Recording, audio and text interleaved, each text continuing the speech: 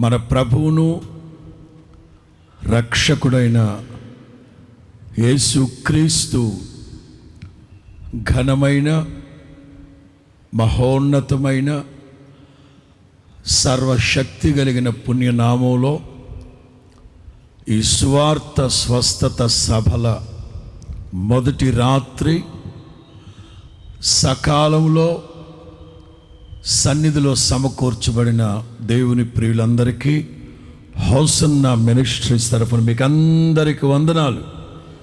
నోళ్ళు ఖాళీగానే ఉన్నాయిగా, అందరికి వందనాలు, అందరికి వందనాలు. పరిశుద్ధ స్థలములలో నుండి నా తండ్రి మీకు సహాయం చేయునుగాక. సియోనులో నుండి నా తండ్రి మిమ్మల్ని ఆశీర్వదించునుగాక. ఎవరు సమీపించరాని తేజస్సులో నివసించు నా తండ్రి ముఖకాంతి మెండుగా నిండుగా సమృద్ధిగా మీ మీద ప్రకాశింపచేయునుగాక. ఆమేన్. వర్తమానంలోకి వెళదాం. యెషయా గ్రంథం 54వ అధ్యాయం.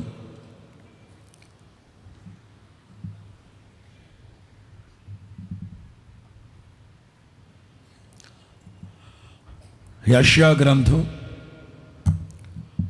54:17 వాక్యం. వాస్తవంగా క్రైస్తవులకి లేక అస్తమాట్లు పోరాటాల బాటలో వెళ్ళే వాళ్ళకి ఈ వాగ్దానం సుపరిచయం అనుకుంటాను. యెషయా గ్రంథం 54వ అధ్యాయం 17వ వాక్యం. అందరము కలిసి చదువుదామా? నీకు విరోధముగా రూపింపబడిన ఏ ఆయుధమును, నీకు విరోధముగా రూపింపబడిన ఏ ఆయుధమును, మూడవసారి ముచ్చటగా, నీకు విరోధముగా రూపించబడిన ఏ ఆయుధమును వర్ధిల్లదు. రాసుకుంటేనే మంచిది. సేవకులు సేవకురాండ్లు పరిశుద్ధ గ్రంథంలోనే రాసుకుంటే బాగుంటుంది. ఒక్క మొక్క. రూపించబడిన అంటే భూతకాలం. భూతకాలం. నీకు విరోధముగా రూపించబడుచున్నను, నీకు విరోధముగా రూపించబడుచు ఉన్నను. అప్పుడెప్పుడో 13 ఏళ్ల క్రితం, అప్పుడెప్పుడో 13 ఏళ్ల క్రితం రూపించబడింది ఒక ఆయుధం.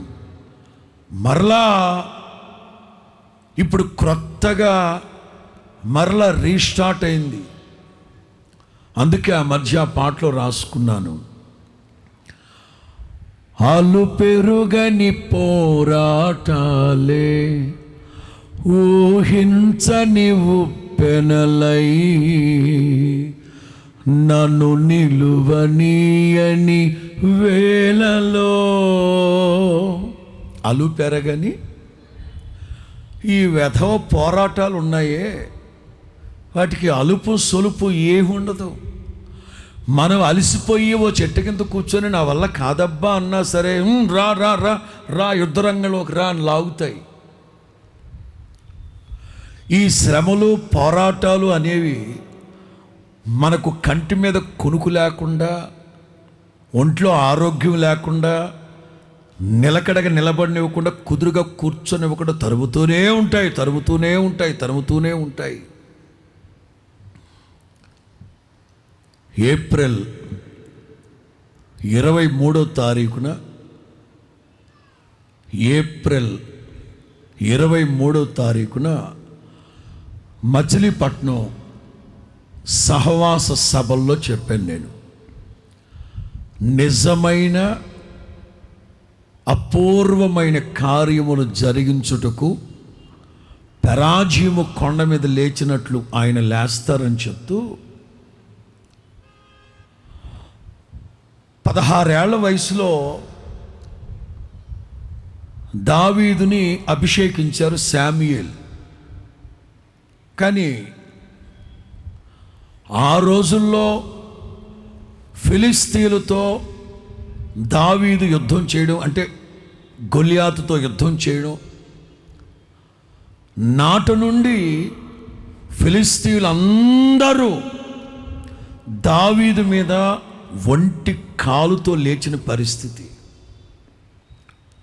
సరే, ఆ తర్వాత ఫిలిస్తీయులు సర్దుమణిగారు, సౌలు రాజ్యాన్ని పరిపాలిస్తున్నాడు. ఆ తర్వాత దావీదు ఫిలిస్తీయుల దగ్గరకు కూడా వెళ్ళాడు, తర్వాత వచ్చేసాడు, అంత బాగానే ఉంది. గమ్మత్తు ఏంటంటే దావీదుకి 30 ఏళ్ల వయసు అప్పుడు పూర్తి స్థాయి ఇశ్రాయేలీయుల మీద రాజు అయ్యాడు. ఇశ్రాయేలీయుల మీద రాజు అయ్యాడన్న వెంటనే 13 ఏళ్ల క్రితం రేగిన ఫిలిస్తీయులు రెఫాయిము లోయలోకి వచ్చి దిగారు. విస్తారమైన ఫిలిస్తీయులు దిగారు. దావీదు ఎవరు? ఒంటి చేత్తో శత్రువుల్ని మట్టి గరిపించగలిగిన యుద్ధశూరుడు చిన్నప్పటి నుంచే. కానీ రెఫాయిము లోయలో ఈ ఫిలిస్తీయులు వచ్చి చేరానని తెలియగానే దావీదు పారిపోయాను. పిరికోడా ఎలా పారిపోతావు? ఇది పిరికితనం కాదు, ఇది పిరికితనం కాదు. సెకండ్ ఆప్షన్లో చెప్తాను. ఆ తర్వాత దేవుడు వెళ్ళమన్నాడు, ఫిలిస్తీన్ని కొట్టాడు, వాడు పారిపోయారు. రైట్. 6 నెలల తర్వాత అదే ఫిలిస్తీన్లు మరలా రెఫాయిము లోయలోకి వచ్చి దిగారు. ఏం జరుగుతూ ఉంది? మరలా దావీదు పారిపోయాడు ఆ చెట్టు కిందకి. ఎందుకు పారిపోతున్నాడు దావీదు? పిరికోడా? గతంలో ఎన్ని యుద్ధాలు చేశాడు, లెక్కలేనని యుద్ధాలు చేసి దేవుని బిడ్డలకి అఖండ విజయాలు అనుగ్రహించిన శూరుడు, ధీరుడు కాదా? ఎందుకు పదే పారిపోతున్నాడు? వినండి, యెషయా గ్రంథంలో ఉంటుంది, వినండి. ఇప్పుడు కావాలంటే ఆ వర్తమానం వినండి. ఏప్రిల్ 23. ఇశ్రాయేలు దేశం అంతట్లో సింహభాగం గోధుమలు పండేది రెఫాయిము లోయలో.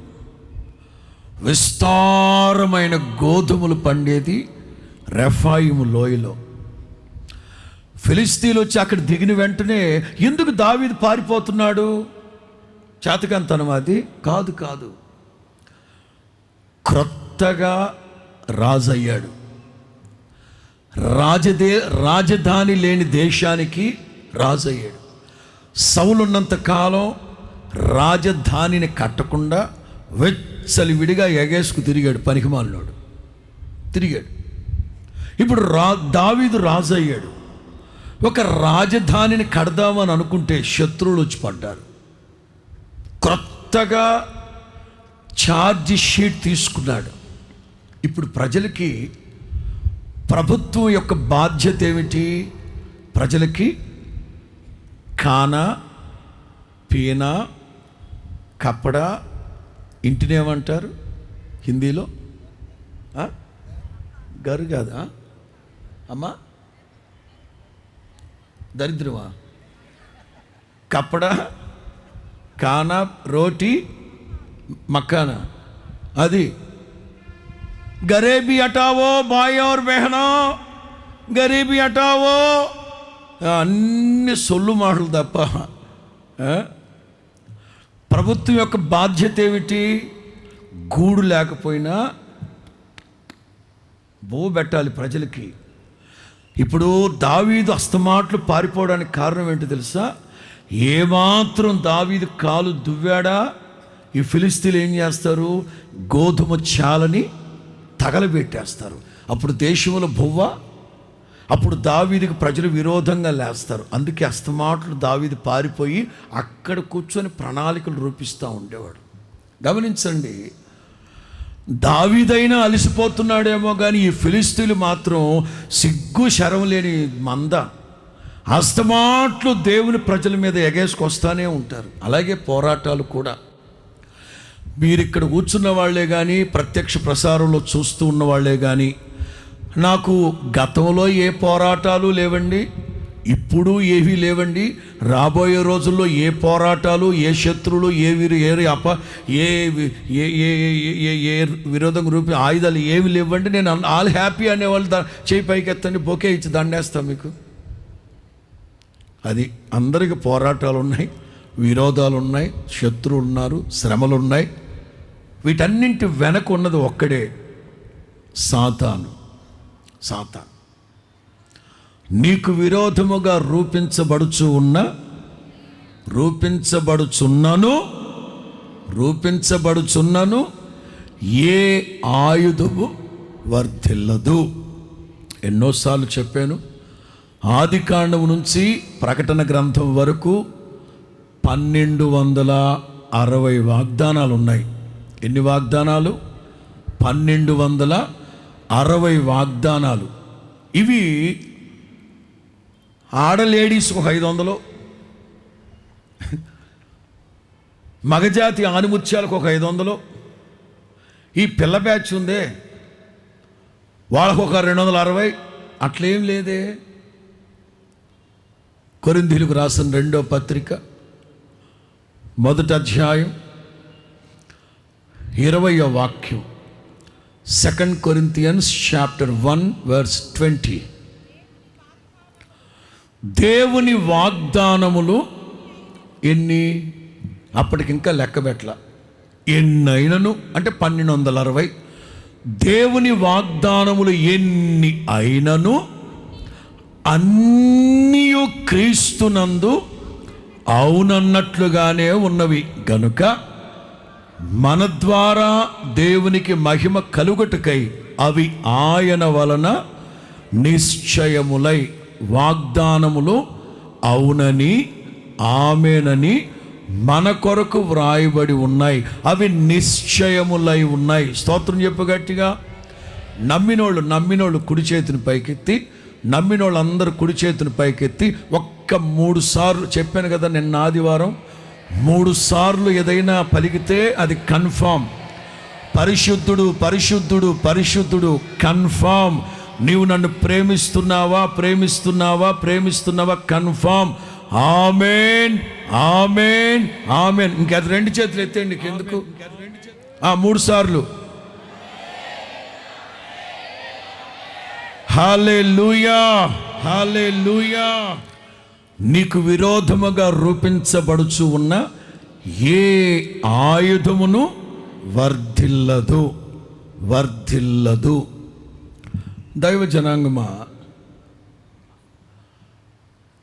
చెప్పాను కదా, నేను గడిచిన 7 నెలలుగా హిబ్రూ, గ్రీక్, లాటిన్ ఈ బైబిళ్ళన్నీ తెచ్చుకొని, ఎందుకో నాకు ప్రభు ప్రేరేపణను బట్టి ఆదికాండం నుంచి ప్రారంభించాను.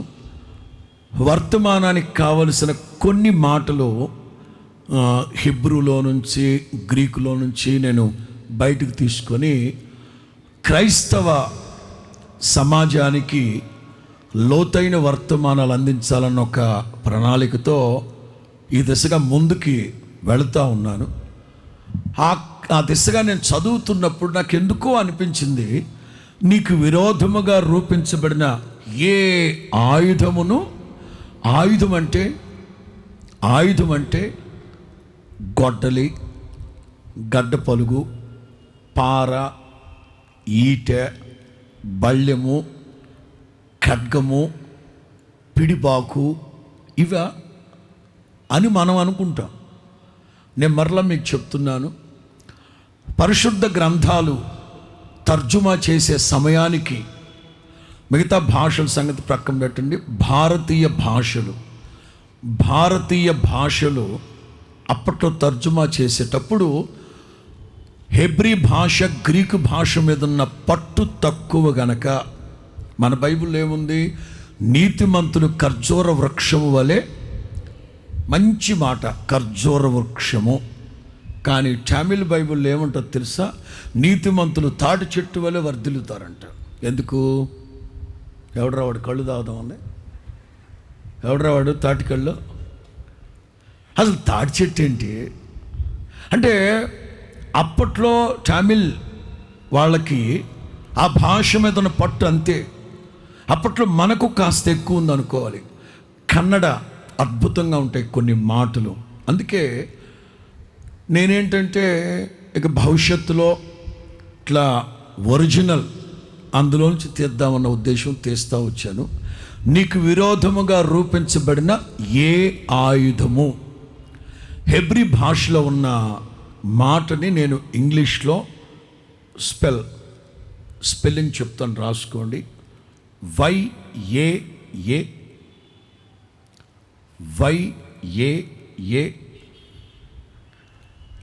YAASAR.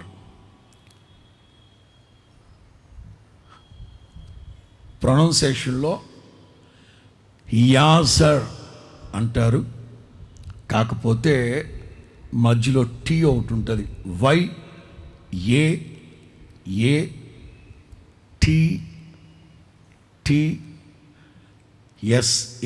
YAATTSAR, టీ సైలెంట్, యాజర్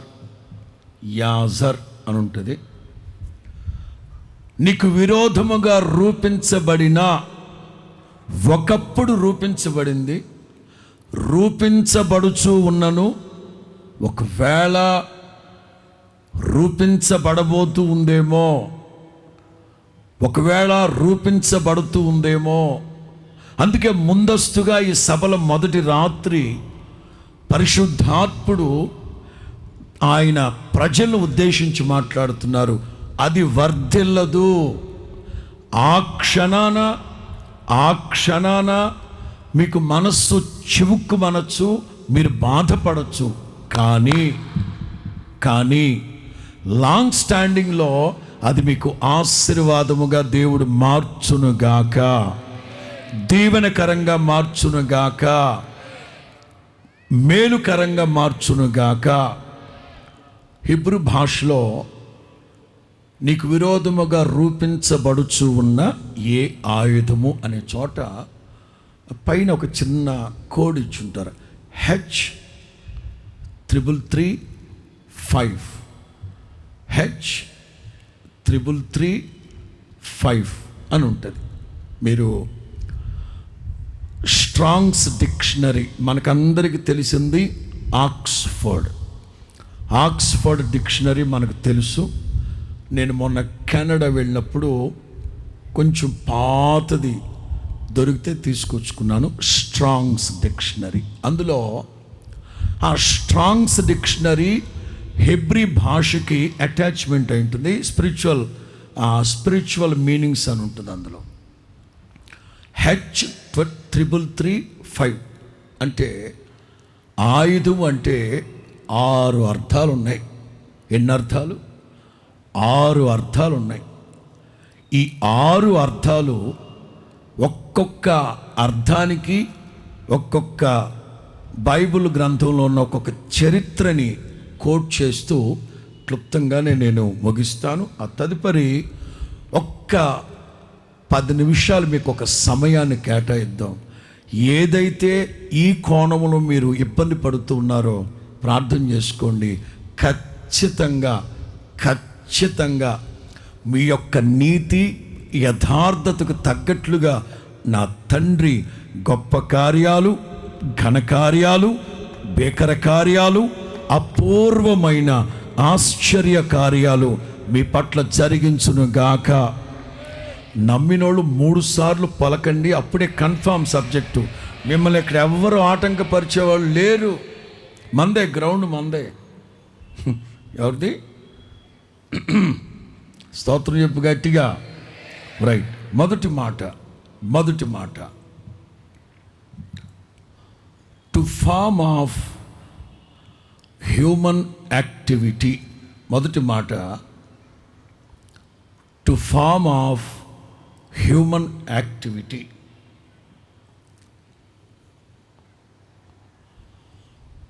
మానవుల దుష్క్రియలు, మానవాళి ద్వారా నీకు కలిగే కీడు అదొక ఆయుధం.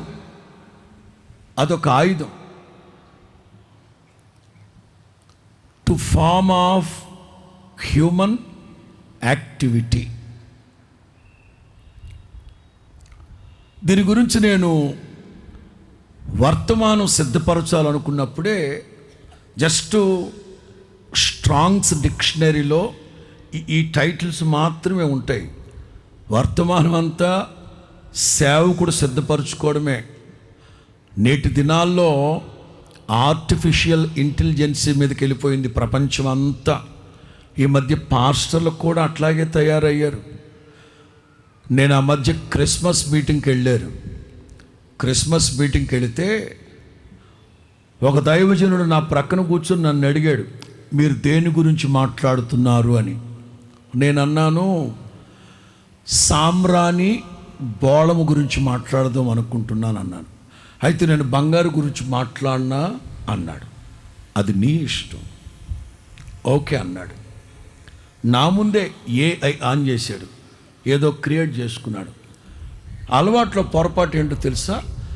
పాపం ఆ ఏఐ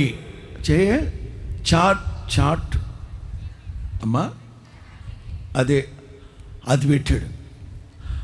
పాపం ముందే సబ్జెక్ట్ చూసుకోండి బాగుండేది. అతను అలవాట్లో పొరపాటు చెప్తూ బంగారం అంటే మీరు ఏమనుకుంటున్నారు, డబ్బులు ఊరకనే ఎవరికి రావు, అది కూడా ఉంది అందులో. అప్పుడు పిచ్చోడికి తెలియక దాన్ని కూడా చెప్తున్నాడు. అది ఎవరి డైలాగు? గుండు బాబాయ్ది. పాప ఇతను అది జీపీటీయా చాట్ పాప అది ఏదో పెట్టేసింది. ఇక బంగారం అన్నగానే బంగారం వచ్చేసింది. తరుగు లేదు, మెరుగు లేదు, మజూరీ షరతులు వర్తిస్తాయి, డబ్బులు ఊరకండి ఎవరికి రావు. ఆ తర్వాత 4 గరుచుకుంటున్నాడు. స్ట్రాంగ్స్ డిక్షనరీలో ఉంది అంటే జస్ట్ భావం మాత్రమే ఉంటుంది. మిగతా వర్తమానం అంతా సేవకుడే తీసుకురావాలి. అందుకే సేవకుని మాటలు పరిశుద్ధాత్ముడు రూఢిపరచును గాక. Two form of human activity. మానవాళి మనుషుల ద్వారా ఎదటి మనిషికి కలిగే కీడు ఒక ఆయుధంతో సమానం. అలా మీకు ఎప్పుడు జరగలేదా? జరుగుతుంది. అసలు ఈ మనుషులు ఎందుకు ఎట్లా తయారవుతున్నారు? అసలు ఈ మనుషుడికి ఏం పోయే కాలం? అసలు మంచోడు కదా, ఎందుకు ఇట్లా తయారయ్యావు? మా బాబాయ్ మంచోడు, ఇట్లా మా పిన్ని ఎంత మంచిదో, మా మేనత్ ఎంత మంచిదో. ఈ మధ్య ఏమైందో మా మేనత్కి అర్థం కావట్లేదు, ఎట్లా తయారైపోయింది. భయంకరమైన కీడు చేస్తూ ఉంది, అపాయం కలుగు చేస్తూ ఉంది. అస్సలు మమ్మల్ని మానసికంగా వై? దీని బ్యాక్గ్రౌండ్ ఎవరిది? నిన్న వాగ్దాన సందేశ్ కూడికలో చెప్పాను. మన దేవుడు ఎవరు? ఏల్ ఎల్యోన్, సర్వోన్నతుడు, మహోన్నతుడైన దేవుడు. అంతటి దేవుడు ఉన్నతమైన స్థలములలో నివసిస్తూ ఉంటే, త్రోసివేయబడిన అభిషేకించబడిన కెరూబు వాడి క్రియలు ఇవన్నీ. ఈ దుష్ట క్రియలు, ప్రతికూలమైన దరిద్రపు పనులన్నీ చేయించేది వాడి బ్యాక్గ్రౌండ్ ఇది. యెషయా గ్రంథం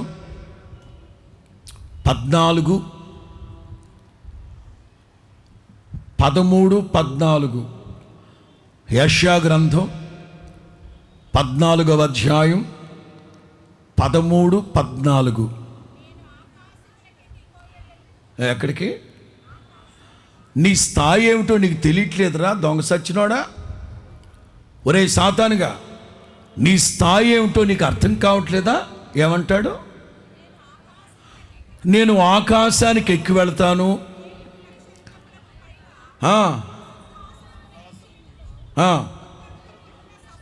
ఉత్తర దిక్కునున్న సభా పర్వతానికి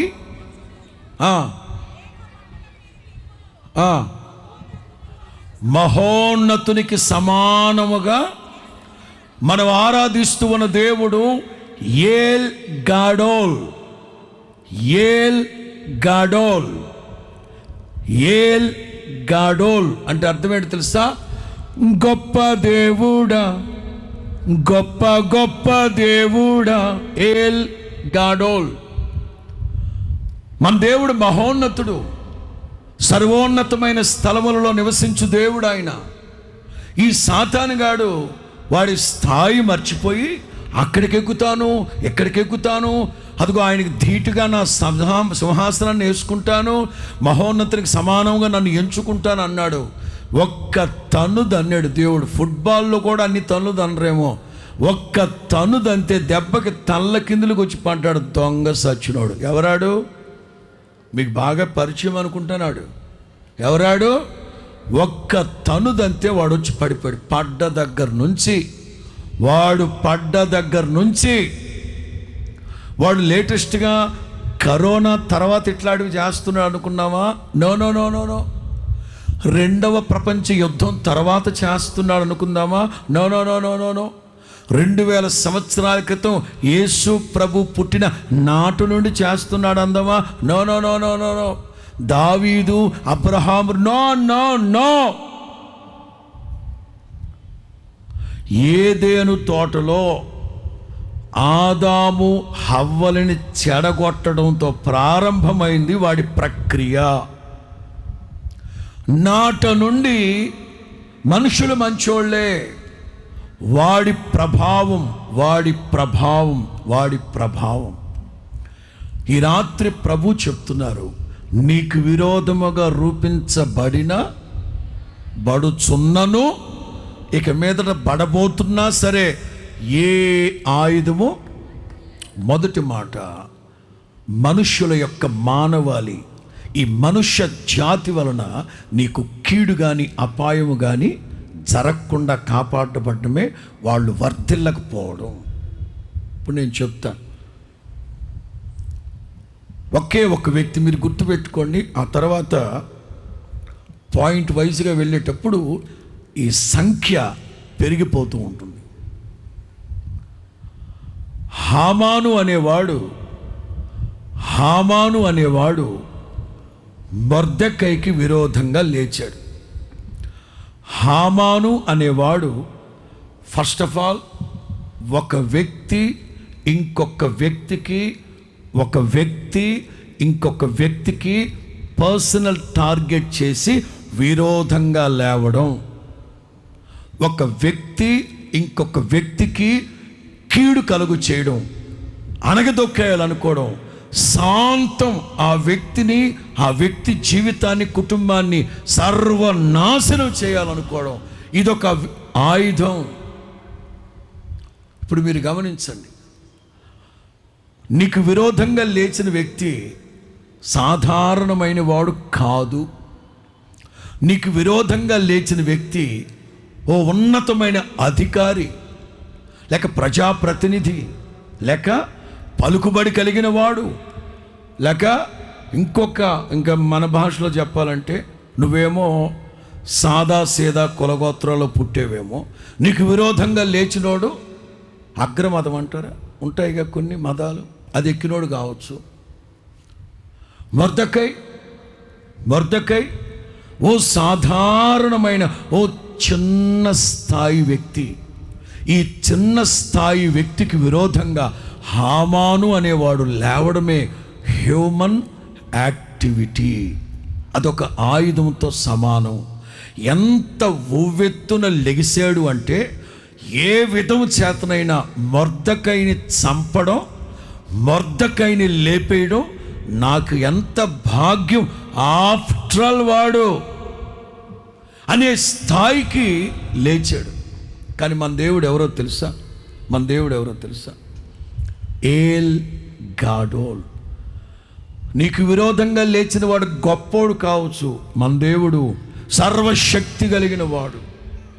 నీకు విరోధంగా లేచిన వాడు ప్రజాప్రతినిధి కావచ్చు, మన దేవుడు ప్రభువులకి ప్రభు ఆయన. నీకు విరోధంగా లేచిన వాడు రాజు కావచ్చు, రాజాది రాజు నా ప్రభు. నీకు విరోధంగా లేచిన వాడు ఎంతటి బలవంతుడైనా బలిసినోడైనా సరే దవడ పండ్లు వెరగొట్టేవాడు నా దేవుడు. ఇట్లాంటి సిచ్యువేషన్ వచ్చినప్పుడు మనం ఏం చేస్తాం తెలుసా? ప్రభువా, వాడిని లోకంలో లేకుండా తీసే ప్రభువా. అస్తమాట్లు వాడు విరోధంగా లేస్తానే ఉన్నాడు, మా వల్ల కావట్లేదు. ఒక్కసారి జ్ఞాపకం చేసుకో ప్రభువా, వాడికి లీకేజ్ ప్రాబ్లం పెట్టేసి ఎడవకుండా వాటర్ విరోచనాలు పెట్టేసి, ఏ విరోచనాలు? లేటెస్ట్ పేర్లు ఇవన్నీ. ఎట్లాగైనా వాడిని ఈ భూమి మీద లేకుండా చేసేసి, వాడు అసలు ఉండకూడదు ఈ భూమి మీద. మనం అట్లా ప్రార్థన చేయకూడదు, వాడు బతికే ఉండాలి. నీకేం బాబు బాగానే చెప్తావు, వాడితో పడేది మేం కదా, వాడితో పోరాడాల్సింది మేం కదా. నేను చెప్పేది ఏంటంటే, ఏ వ్యక్తి అయితే నీకు విరోధంగా లేచి నిన్ను రాసి రంపాన పెడుతున్నాడో, నిన్ను నీడ లేకుండా కుదురు పడకుండా చేస్తున్నాడో, వాడి బతికే ఉండాలి. ఎందుకు అంటే సమీప భవిష్యత్తులో వాడి కండ్ల ముందే నా దేవుడు నేను ఏ స్థాయికి తీసుకెళ్ళి నిలబడతాడో వాడు చూసి కుళ్ళి కుళ్ళి కుళ్ళి కుళ్ళి మానసిక వ్యాధి వచ్చి పోవాలాడు యేసు నామములో. స్తోత్రం చెప్పు గట్టిగా. ఇర్మియా గ్రంథం 33:9. భూజనులందరి ఎదుట వారు నాకు ఇష్టమైన పేరుగాను స్తోత్ర కారణముగాను ఘనతాస్పదముగాను ఉంటారు. నేను వారికి చేయు నేను పర్సనల్ గా చెప్పనా, నేను నీకు చేయబోవు సకల ఉపకారముల గూర్చిన వర్తమానమును జనులు విని, ఆ హామాను లాంటి వాళ్ళు విని, నేను మీకు కలుగ చేయబోతున్న సమస్త క్షేమమును బట్టి, సమస్త మేలును బట్టి భయపడుతూ దిగులు పడుతూ మానసిక క్షోభ చేత కుళ్ళి కుళ్ళి వాళ్ళు చూడాలి. స్తోత్రం చెప్పు గట్టిగా. నీకు విరోధముగా రూపించబడుచు ఉన్నా సరే, ఎవరు? ఒక వ్యక్తి అనేవాడు నీకు విరోధంగా లేచి, మరలా నేను మాట రాసుకున్నా, వాడి బ్యాక్గ్రౌండ్ ఎంత పెద్దదైనా, వాడి పలుకుబడి ఎంత పెద్దదైనా, వాడి పరిస్థితులు ఎంత గొప్పవైనా సరే, మన దేవుడి గురించి మీరు నోట్ చేసుకోండి. ఏల్ గాడోల్, గొప్ప దేవుడు, సర్వోన్నతుడు, సర్వశక్తి కలిగిన దేవుడు ఆయన. ఎంతటి మూర్ఖులనైనా తొక్కి పడేస్తాడు నా దేవుడు. స్తోత్రం చెప్పండి గట్టిగా. ఎక్కడ మీ ఉద్యోగాల్లో కానీ, వ్యాపారాల్లో కానీ, చదువు సంధ్యల్లో కానీ, మీరుంటున్న ప్రాంతాల్లో కానీ ఎవరు మీకు విరోధంగా ఇట్లా లేచి ఒక్కడే నిన్నే టార్గెట్ చేశాడు. హామాను అనేవాడు మొర్దెకైని మాత్రమే టార్గెట్ చేసి పేట్రేగిపోతూ ఉంటే చెత్త ర్యాక్ కొట్టేశాడు దేవుడు. ప్రార్థన చేసుకున్న వర్తమానం చివరిలో వ్యక్తిగతంగా ఎవరు నిన్ను టార్గెట్ చేశారు? పాస్టర్ గారు 13 ఉన్నాం, మేము 13 ఉన్నామండి స్టాఫ్. కానీ ఆ పనికిమాలినోడు నన్నే టార్గెట్ చేస్తాడు. ఏమన్నా మాట్లాడదామంటేనా హయ్యర్ అథారిటీ, హయ్యర్ ఆఫీసర్ ఆడు. 20 మంది ఉన్నాం పాస్టర్ గారు మా స్కూల్లో. అదిగో ఆ పనికిమాలింది, ఆ స్వప్నార్థి నన్నే టార్గెట్ చేసింది, అన్నీ నాకే చెప్తుంది, కావాలని నన్నే టార్గెట్. ఇదే ఆయుధం. పాప ఆవిడ మంచిదే. వాళ్ళ బ్యాక్గ్రౌండ్ ఎవరు మీకు అర్థమయ్యేటట్లు చెప్పడా? ఓ రోజు దైవజన్ లేసన్న గారు సభ ముగించుకొని రాత్రి 1 గంటకి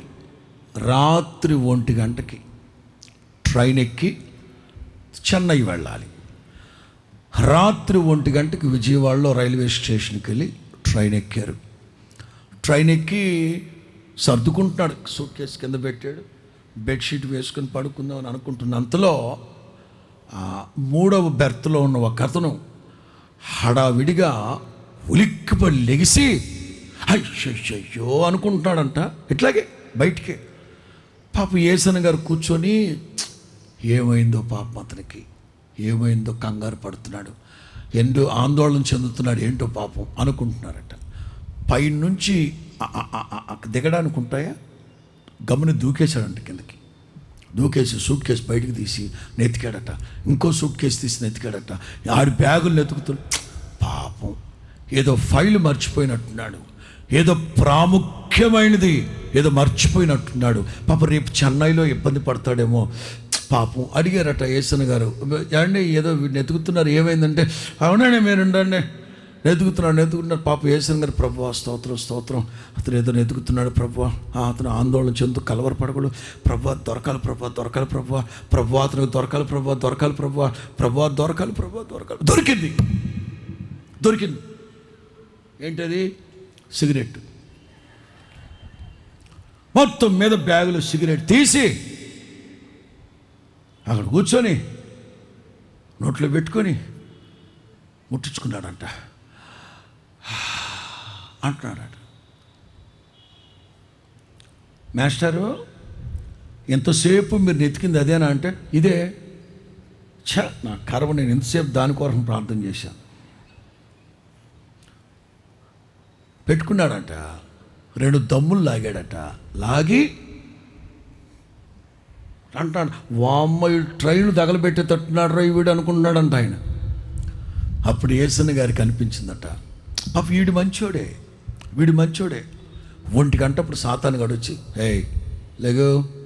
లేగరా, నేను లేగలేను, నిద్ర లేచాడు. దిగి సిగారు ముట్టించి అర్జెంటుగా, ఇప్పుడు అంత అవసరం లేదు, తాగా. ఆడు నిదానంగా మెట్ల మీద దూకాయి. వీడు మంచోడే, పైనుంచి దూకేశాడు. వెతుకు, నోట్లో పెట్టు, 2 దమ్ములే. దమ్మేసాక వాడే చెప్పాడు, నిద్రపోతే మూతి కాలిపోతే, మీసాలు కాలిపోతే, కాలితే ట్రైన్ తగలపోతే ఇప్పుడు వీడు మంచోడే. వీడి బ్యాక్గ్రౌండ్ ఎవరు? హెడ్ మిస్సెస్ మంచిదే, ఎవరు? పాప అధికారి మంచోడే, ఆడు మంచోడే. వాడి బ్యాక్గ్రౌండ్ ఎవరు? వాడి పని నాశనం చేయడమే. అందుకే సాతాను తంత్రములను మనం ఎరిగిన వారమై ఉండాలి. నీకు విరోధముగా రూపించబడిన ఏ ఆయుధం అంటే మొదటి మాట, ఎవరో ఒక వ్యక్తి నిన్నే టార్గెట్ చేసి నీ మీద టార్గెట్ పెట్టి వేధిస్తూ రాసి రంపాను పెడుతున్నారేమో. ఈ రాత్రితో యేసు నామములో అట్టాటి దురాత్మ శక్తులు పటాపంచలైపోవును గాక. వాళ్ళు బతికే ఉండాలి. ఎందుకు? దేవుడు నీకు కలుగు చేయబోతున్న సమస్త మేలులను బట్టి, క్షేమాన్ని బట్టి వాళ్ళు చూసి కుళ్ళి మనోవ్యాధి చేత, మానసిక వ్యాధి చేత అట్లాగే మంచం పట్టేయాలి. In the name of Jesus. సిగ్గులేదు మీకు, రోషం ఉండదు కొంతమందికి. స్తోత్రం చెప్పు గట్టిగా. రెండో మాట, నీకు విరోధముగా బడుచున్నను. రెండో మాట, టు ఫార్మ్ ఆఫ్ డివైన్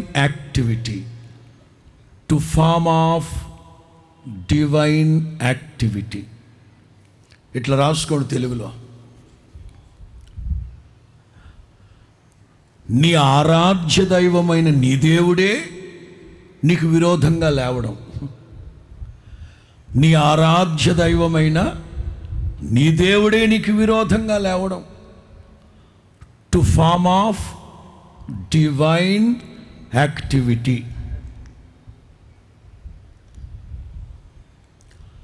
తలలు పైకెత్తండి. శత్రువు తంత్రంగా నీకు దేవునికి మధ్యలో అగాధాన్ని కలుగు చేస్తాడు. శత్రువు కుయుక్తి చేత తంత్రగాడు గనక నీకు దేవునికి మధ్యలో విరోధాన్ని కలుగు చేస్తా. ఇదొక ఆయుధం. చెప్పానా? స్ట్రాంగ్స్ డిక్షనరీలో H333 అనే చోట ఇవన్నీ రాసి ఉంటాయి. 6 మాటలు, జస్ట్ క్యాప్షన్స్ ఉంటాయి. వర్తమానం అంతా ప్రార్థనాపూర్వకంగా సిద్ధపరిచింది. నీ దేవుడు నీకు ఎప్పుడైనా విరోధిగా మారాడా? నీ ఆరాధ్య దైవమైన నీ దేవుడు నీకు విరోధంగా లేచాడా ఎప్పుడైనా? అసలు లేస్తారా ఆయన? ఆయన తన పోలిక చొప్పున తన స్వరూపములో తన స్వహస్తాలతో తనకున్న హావభావాలే మనలో పలికించాలని మనల్ని సృష్టిస్తే ఆయన నీకు విరోధంగా లేవడం ఏంటి? అది జరుగుద్దా? అసలు మనం ఆలోచించగలమా అట్లాగా? కాకపోతే అప్పుడు ఆ రోజున ఆ అత్త గమనే నోరు జారింది. ఆ రోజున ఎవరా అత్త? ఎవరమ్మా అత్త? నయోమి బెత్లెహేములో అడుగుపెట్టిన వెంటనే ఊళ్ళో వాళ్ళందరూ ఆమెను పలకరించడానికి వస్తే ఆవిడేమంటుంది? ఇదిగో నన్ను నయోమి అని పిలవద్దు. నన్ను ఏమని పిలవమంటుంది? ఆవిడ? ఎందుకని పెద్దమ్మ ఎందుకని అట్లా మాట్లాడుతున్నావు? నాయనమ్మ ఎందుకని అట్లా మాట్లాడుతున్నావు? ఊర్లో వాళ్ళందరూ వరుసలు కలిపి ఎందుకు నాయనమ్మ అట్లా మాట్లాడుతున్నావు అంటే, దేవుడు నాకు విరోధంగా లేచి నా బ్రతుకుని, నా సంసారాన్ని, నా భర్తని, నా పిల్లల్ని పొట్టలు పెట్టుకున్నాడు. దేవుడు నాకు విరోధంగా లేచి నన్ను ఎట్లాగా? నాకు అనిపించింది ఆవిడ గమని నోరు జారిందా లేకపోతే నిజమేనా? మేబీ. ఎందుకో చెప్పనా? కొన్ని ఇండ్లల్లో స్టీరింగ్ ఇటు ఉంటుంది. ఎటు? అమ్మల దగ్గర, లేడీస్ దగ్గర ఉంటుంది. వీళ్ళు స్టీరింగ్ ఎటు తిప్పితే వీళ్ళు తిరుగుతూ ఉంటాడు. నువ్వేం చెప్తే అదే అంటాడు. రైట్? మేబీ సరదాగా చెప్తాను. నయోమి వాళ్ళ ఆయనతో చెప్పింది, ఇదిగో మనిషే పాప సారమ్మ అయితే యజమానిలు పిలిచేది, కానీ పాప నయోమి ఏమనిపింది, వరే మనిషే ఇదిగో మనం అర్జెంటుగా పెంట తెప్పి వెళ్దాం. ఏ ఊరు? పెంటపాడు వెళ్దాం. పెంటపాడు ఎందుకే? అన్నవరంలో ఉంది కదా ప్రస్తుతానికి, అందరూ ప్రార్థనలో ఉన్నాం కదా, ప్రార్థనలో ఉందరంటే వస్తున్నావా రావట్లేదా? నువ్వేదంటే అదే. వాళ్ళ ఆయన్ని బెదిరించింది, దబాయించింది. ఒరే పెద్దోడా, ఒరే చిన్నోడా, ఏంటి? ఒకడేమో నీరసపు జబ్బోడు, ఒకడేమో నరాలు జబ్బోడు. ఇంకెనకేం చేస్తారు వాళ్ళు? అంతా ఈవిడి మాటే. అందుకే మేబీ ఒకవేళ నీ మాటను బట్టి మీ ఆయన్ని జడగొట్టావు, మీ పిల్లల్ని జడగొట్టావు. బైబిల్లో ఏమని ఉంది? 6వ వాక్యంలో, రూతు 1:6 ఏముందమ్మా?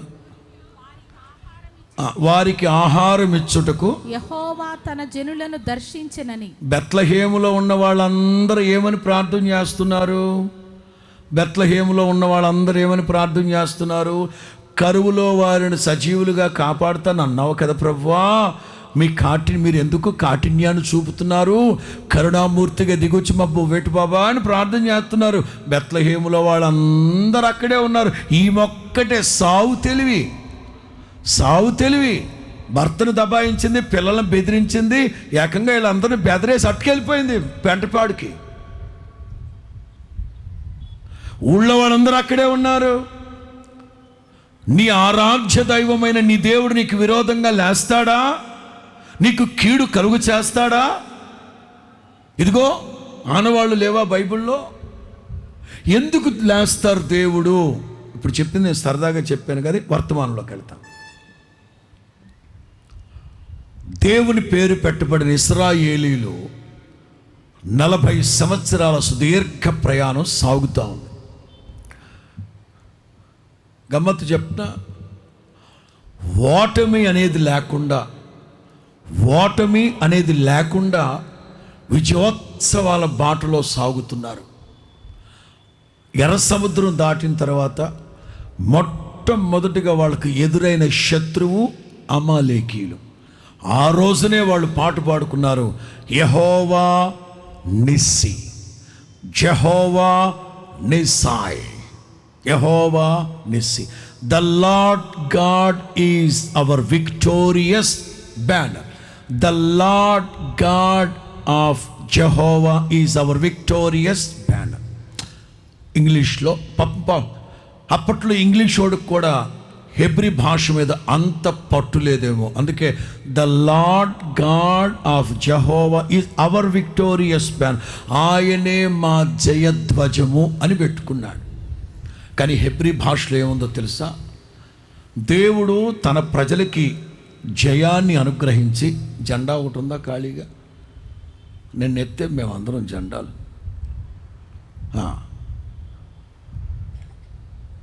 దేవుడు తన ప్రజలకి అఖండ విజయాన్ని అనుగ్రహించి, దేవుడు తన ప్రజలకి అఖండ విజయాన్ని అనుగ్రహించి వాళ్ళ ముందు మోషేనో యెహోషువనో వీళ్ళెవరో కాదట, సాక్షాత్తు వాళ్ళ దేవుడైన యెహోవాయే వాళ్ళ ముందు జెండా పట్టుకుని నడుచుకుంటూ వెళ్తాడట. అబ్బా బాబు కొట్టసావరే. దీన్ని అంటారు జయ సంకేతమా, దయాక్షేత్రమా, నన్ను పాలించు. ఇంకోసారి అర్థమా? జయ సంకేతమా, దయాక్షేత్రమా, నన్ను పాలించు. జయ సంకేతమా, దయాక్షేత్రమా, నన్ను పాలించు. హల్లెలూయా. ఈ బ్యానరు యెహోషువనో మోషే చెప్పచ్చు, రేయ్ జాషువా, రారా పడుకో, ముందు నడు. లేకపోతే ఎలీయాజరు, మోషే కొడుకు ఎలీయాజరు, రే పెద్దోడా రా పడుకో. ఎవరికొవరికి అప్పచెప్పచ్చు కదా ఈ జెండా పట్టుకోమని. నో, వాళ్ళ దేవుడైన యెహోవా వాళ్ళ ముందు జెండా పట్టుకొని, అరే మనం ఎంత మన బతికని పిల్ల బచ్చాకలు పిల్ల పిత్రిగాలు మన కోసం మన దేవుడు జెండా పట్టుకొని ముందు వెళ్తాడట. కొట్టబ్బా, ఎంత గొప్ప దేవుడబ్బా మన దేవుడు. స్తోత్రం చెప్పు గట్టిగా. ఎంత గొప్ప దేవుడు మన దేవుడు, ఎంత గొప్ప దేవుడు మన దేవుడు. ఎర్ర సముద్రం దాటిన తర్వాత మొదటి శత్రువు అమాలేక్. నాటి నుండి అపజయం అనేది వాళ్ళ జీవితంలో డిక్షనరీ లేదు. వెళుతున్నారు. మోయాబు మైదానంలో ఆగారు. మోయాబుని పరిపాలిస్తున్న రాజు బాలాకు. ఏ ఆకమ్మా? బాడిసాకు కాదు, బాదమాకు కాదు. ఏ ఆకాడు? ఆకు. వాడు ఏం చేశాడంటే, వాడి మ్యాటర్ అర్థమైపోయింది. అడిగి మ్యాటర్ అర్థమైపోయి అర్జెంటుగా అంతర్జాతీయ మంత్రగాన్ని పిలిపించాడు. ఎవరాడు? అంతర్జాతీయ అంటే పాస్టర్, అంతర్జాతీయ పాస్టరు. కాకపోతే తంత్రాలు వేసి ఆడు బ్లాక్ మ్యాజిక్ చేస్తాడు. మంత్రగాడు, మాయగాడు, కత్తినోడు, ఖతర్నాకోడు. లంచాలు తీసుకొని పెచ్చమాటలు మాట్లాడుతున్నాడు, పనికిమాలినోడు. బిలాము అంటే అర్థం జనములకు, కానీ అదే లేదు వాళ్ళు. గుడారాల పండుగలో ఆదివారం అబ్రహాం చెప్పాడు వర్తమానం. 3 చోట్లకు తీసుకెళ్ళి శపించరా బాబు అని అంటే కుదరలా. చివరికి బాలాక్ అన్నాడు, ఏమంటే మీరు అంతర్జాతీయ పనికిమాలినోడివి, ఫ్లైట్ టికెట్లు వేసి మరి పిలిపించా నీకు, బిజినెస్ టికెట్ వేసి. ఏంది దరిద్రం? ఇంక బిలాం ఏమన్నాడు తెలుసా? ఫైనల్గా నీకు ఒక్క ఐడియా చెప్తా. ఈ ఒక్క ఐడియా నీ జీవితాన్నే వాడుతున్నారు. Idea right. ఒక్క ఐడియా నీ జీవితాన్ని ఏమిటో చెప్పు అన్నాడు. ఏం లేదబ్బాయి, వాళ్ళ దేవుడు వాళ్ళకు తోడై ఉన్నంత కాలం నువ్వు ఏమీ చేయలేవు. వాళ్ళ దేవుడు మీకు వాళ్ళకు తోడై ఉన్నంత కాలం నువ్వు ఏమీ చేయలేవు. గోంగూర కట్ట కూడా పీకలేవు. అర్థమైందా? మరి ఏం చేయమంటావు? వాళ్ళ దేవుడు వాళ్ళకి విరోధంగా లేవాలి. దీన్ని అంటారు to form of divine activity. వాళ్ళ ఆరాధ్య దైవమైన దేవుడు వాళ్ళకి విరోధంగా లేవాలి. అలాగైతే నన్ను ఏం చేయమంటారు? ఏం లేదు, రేపు మహాకూటమి రాబోతుంది. ఏంది ఈ గ్రహాలు కలిసే దాన్ని ఏమంటారు? గ్రహకూటమే ఏదో ఒకట్లే. ఆ రోజున జాతర పెట్టండి, పండగ పెట్టండి, ఉత్సవాలు చేయండి, బలులు అర్పించండి. ఫస్ట్ ఆఫ్ ఆల్ ఆ ఫెస్టివల్కి వాళ్ళని ఆహ్వానించండి. 2, ఆ జాతర జరిగేటప్పుడు జాతరలో మీరు ఏవేవైతే తయారు చేస్తారో అవన్నీ బలవంతంగానైనా వాళ్ళకి తినిపించండి. బలులు అర్పించిన వాటిని నైవేద్యాలు ఏంటవి ఏమంటారు? అది ఎవరు అక్క? ప్రత్యేకమైన వందనాలు అక్క. ప్రసాదాలు. 1 ఫెస్టివల్కి పిలిపించండి, 2 ప్రసాదాలు తినిపించండి. మత్తెక్కిన తర్వాత మీ ఊళ్ళో ఆడపిల్లలు చాలా చక్కగా ఉంటారంట కదా, వాళ్ళని ఎరేయండి. ఈ 3 చేసామనుకోండి, వాళ్ళ దేవుడు వాళ్ళని వదిలిపెట్టి వెళ్ళిపోతాడు. వాళ్ళ దేవుడే వాళ్ళకి రివర్స్ అవుతాడు. ఎవడి తంత్రం ఇది? చెప్పు తెగలాడి సాతాను గడికి. దీని వెనక బ్యాక్గ్రౌండ్ వాడు. ఆత్మీయులారా గమనిస్తున్నారా? నీకు విరోధంగా హామాను లాంటి వాడు ఒక్కడే టార్గెట్ చేశాడు ఫస్ట్ పాయింట్లో. 2వ పాయింట్ ఏమిటి? నీ దేవుడే నీకు విరోధంగా లేవడం. ఎందుకు లేస్తాడు దేవుడు? ప్రేమా స్వరూపి, కరుణా సంపన్నుడు, 1000 తరముల వరకు కృప చూపక మానని దేవుడు ఎందుకు నీకు విరోధంగా లేస్తాడు? 1, ఎక్కడికి వెళుతున్నావు? ఎవరితో కలుస్తున్నావు? వాళ్ళకి నీకు ఏమి సంబంధం? వాళ్ళు అన్యజనులు, వాళ్ళతో నీకేంటి సంబంధం? నువ్వు దేవుని బిడ్డవి, దేవుని కొరకు ప్రత్యేకించబడ్డవాడివి కాదా? లోకంలో నుండి, పాపంలో నుండి, సనాతనమైన ఆచారాల నుంచి వేరుపరచబడిన వ్యక్తివి కాదా? ఎక్కడికి వెళుతున్నావు? ఆ పండగలకి పబ్బాలకు వెళుతున్నావా? 2 అంటే వీడి బిలాము ఔడియా చెప్పాడు బాలాక్కి. ఆడు పిలిచిన వెంటనే ఈ లగేజ్కి వెళ్ళిపోయారు. అక్కడ పండగ జరుగుతూ ఉండగా ప్రసాదాలు పంచిపెట్టారు. ఏం పంచిపెట్టారు? ప్రసాదాలు పంచిపెట్టారు. మనల్ని కూడా అడుగుతారంటగా, తినరా? మీరు మీరు మీరు మీరు కిస్మిస్ కేక్ ఇస్తే మేము తినలా? మేము తెచ్చింది శ్యామలా సెంటర్లో బేకరీలోరా. మీకు అర్థమైందా? మనం క్రిస్మస్ కేక్ తెచ్చింది అక్కడ. కొంతమంది వంటలక్కలు ఉంటారు, ఇంట్లోనే కేకులు తయారు చేస్తారు. అవి తినే పాపం వాళ్ళ ఆయన అట్టు అయిపోయాడు. ఆడవాడు ఫ్లవర్ కేక్ అయిపోయాడు. ఎక్కడ తెచ్చాం మనం? తెచ్చాక మరియమ్మ తల్లి బొమ్మ ముందు పెట్టేమన్నా పూజ చేస్తామా? లేదు కదా. యేసుబాబు బొమ్మ ముందు పెట్టవం కదా? లేదు కదా. మేమేం చేయం కదా. స్పష్టం అబ్బా, వెరీ క్లియర్. ఈడు బిలాం అంటాడు. వాళ్ళని పిలవండి, నైగారంగా పిలవండి. 2 వాళ్ళకి ఎట్టండి. వాళ్ళ ఆత్రపోళ్ళు పూరేళ్ళు తిని 4 కరుచుకుపోయింది వాళ్ళకి. ఎట్టండి. ఓ లొట్లేసుకుని తింటారు. 3 మధ్యరాత్రి దాటిన తర్వాత మీ ఆడపిల్లల్ని వ్యభిచారానికి అప్పచెప్పండి. అంటే పాపం అంటే అంతా పాపమే, బట్ సీవియర్ సిన్స్ అని ఉంటాయి. విపరీతమైన భయంకరమైన నేర ఘోరమైన ఉంటాయి. 1 దేవుడు నచ్చంది విగ్రహారాధన, 1, 2 సనుగులు. విగ్రహారాధన చేసిన చోట చేసావా చేయలేదా? ఇట్లా అడగలా, రాల్చేశాడు. సనిగినప్పుడు సనిగావా లేదా? నేను లేదండి బాబా. ఏమ్మాయి నువ్వు సనిగావా? లేదండి బాబా. డిస్కషన్ లేదు, చంపేయ్. వ్యభిచారం జరిగినప్పుడు టైం ఇచ్చాడు. జరుగుతుందో లేదో చూడండి, ఏ గుడారంలో జరుగుతుందో చూడండి అని టైం ఇచ్చాడు. వ్యభిచారానికైనా టైం ఇచ్చాడు. కానీ విగ్రహారాధన సనుగుతే మాత్రం నెక్స్ట్ మూమెంట్ రాల్చి పడేశాడు. దేవుడు జాగ్రత్త.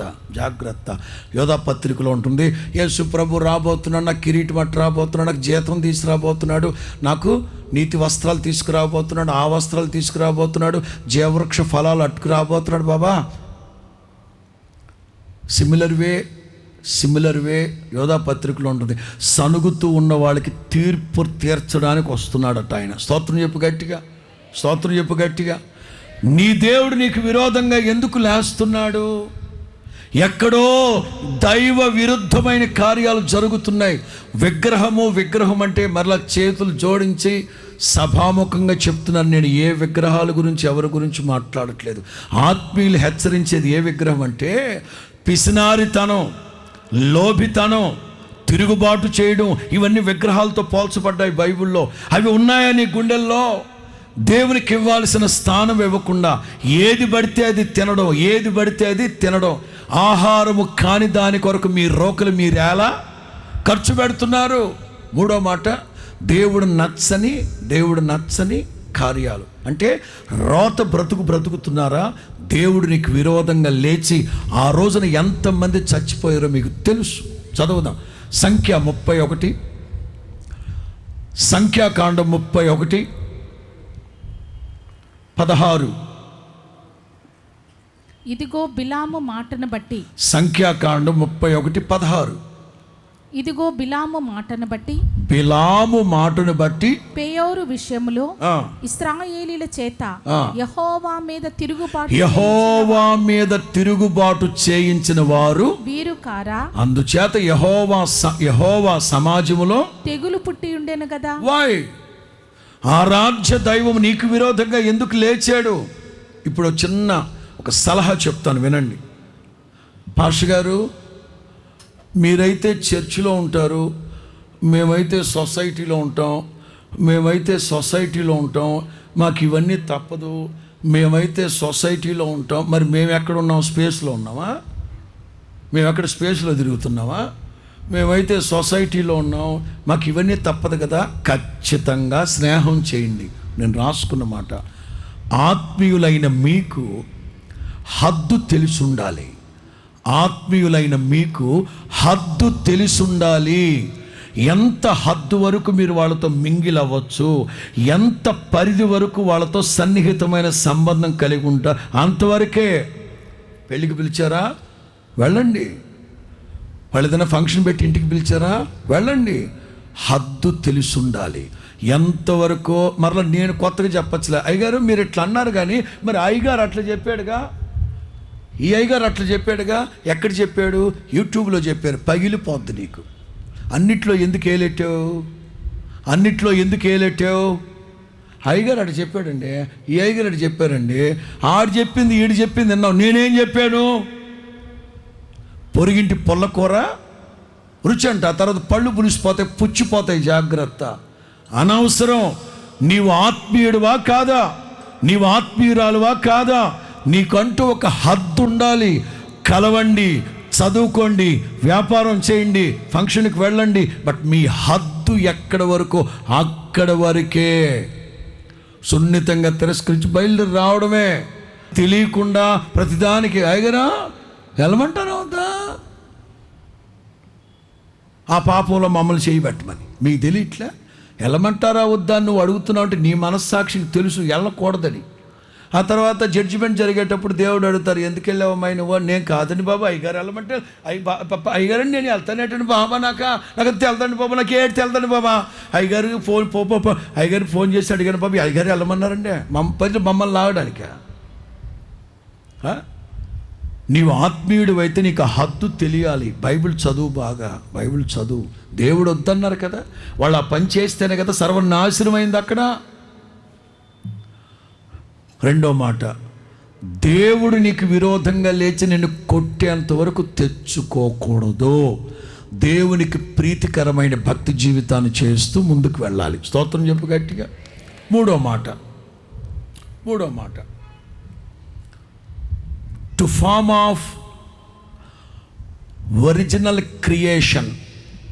To form of original creation రాసుకోండి. సహజ సిద్ధంగా,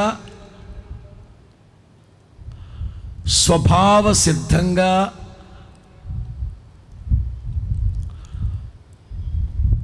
ప్రకృతి ధర్మం ప్రకారమే ఇది జరిగింది అని అనుకుంటాం. కాదు కాదు కాదు, బ్యాక్గ్రౌండ్ ఆడున్నాడు. ఎవరు చెప్పబ్బా, ఎవడున్నాడు? ఆడున్నాడు, బ్యాక్గ్రౌండ్ మ్యూజిక్ ఆడిదే. ఎన్ని మాటలు చెప్పాను తెలుగులో? 1 సహజ సిద్ధంగా, 2 స్వభావ సిద్ధంగా, 3 ప్రకృతి ధర్మం ప్రకారమే వచ్చింది అని అనుకుంటాం. కాదే, దీని వెనక వాడి బ్యాక్గ్రౌండ్ ఉంది. తలలు పైకెత్తండి. 3వ మాట యాప్ట్గా చెప్పాలంటే, నిన్న వర్షం వచ్చింది, సహజ సిద్ధంగానే వచ్చింది. నిన్న 7:30 నుంచి చెత్త రేగొట్టింది. మేమందరం తడిసిపోయిన కుందేళ్ళులా గడగడ మురుగుతో చెట్టు కింద ఉన్నాం. గంట తర్వాత వైజాగ్ నుంచి వస్తూ సందీప్ ఫోన్ చేశాడు. అన్న, వాతావరణం ఎట్లుంది అక్కడ? చితక్కొట్టేస్తుందిరా అన్న. కత్తిపూడి, అన్నవరం, తుని, పత్తిపాడు, ఏలేశ్వరం, ఎర్రవరం ఫుల్ వర్షమన, లారీలు బోల్తా పడిపోయినాయన్న. నేను ఒకటే అనుకున్నా, అక్కడంతా కురవచ్చు, ఇక్కడ కురిసిందంటే దీని బ్యాక్గ్రౌండ్ వేరే వాడున్నాడు. ఆగండి అయ్యగారు, అన్నిటికీ పద్దాక అని పోలుస్తారు మీరు. నేను ఇట్లాగే మాట్లాడతా, ఇట్లాగే ఊహించాలి. మన ఇంట్లో ఒక రోగం వచ్చింది, బుర్ర బద్దలైపోద్ది. ఎందుకు వచ్చింది? వామిటింగ్స్ అయిపోతూ ఉంటాయి. ఎందుకయింది? నాకు పడకూడదు, నేను ఏం తినలేదే, ఎక్కడ జరిగింది ఇది, నాకేదో జరిగింది, నాకేం అర్థం కావట్లేదే. నేను చెప్తాను వినండి. గత సంవత్సరం ఇదే మే నెల 29వ తారీఖున నేను సోమేశ్వరం మీటింగ్కి వెళ్ళా. గత సంవత్సరం మే నెల 29 సోమేశ్వరం మీటింగ్కి వెళ్ళా. మీటింగ్ అయిపోయింది. ఆ ఊరికి సంబంధించిన కొంతమంది పిల్లలు మన పిల్లలతో పాటు లైవ్కి కొంచెం హెల్ప్ చేస్తుంటారు. ఇక నాతో ఉన్న సేవకులు అన్నారు, పిల్లలు అన్న భోంచేద్దాం, వాళ్ళు బాధపడతారు. అది నేను ఎక్కడ తిన్న మామూలుగా విసిగిస్తే సరే తిందామని కూర్చున్నాను. చిన్న చేప, ఏమంటారు దాన్ని, మన కాదు, మొదటి నీళ్ళకు వస్తాయి,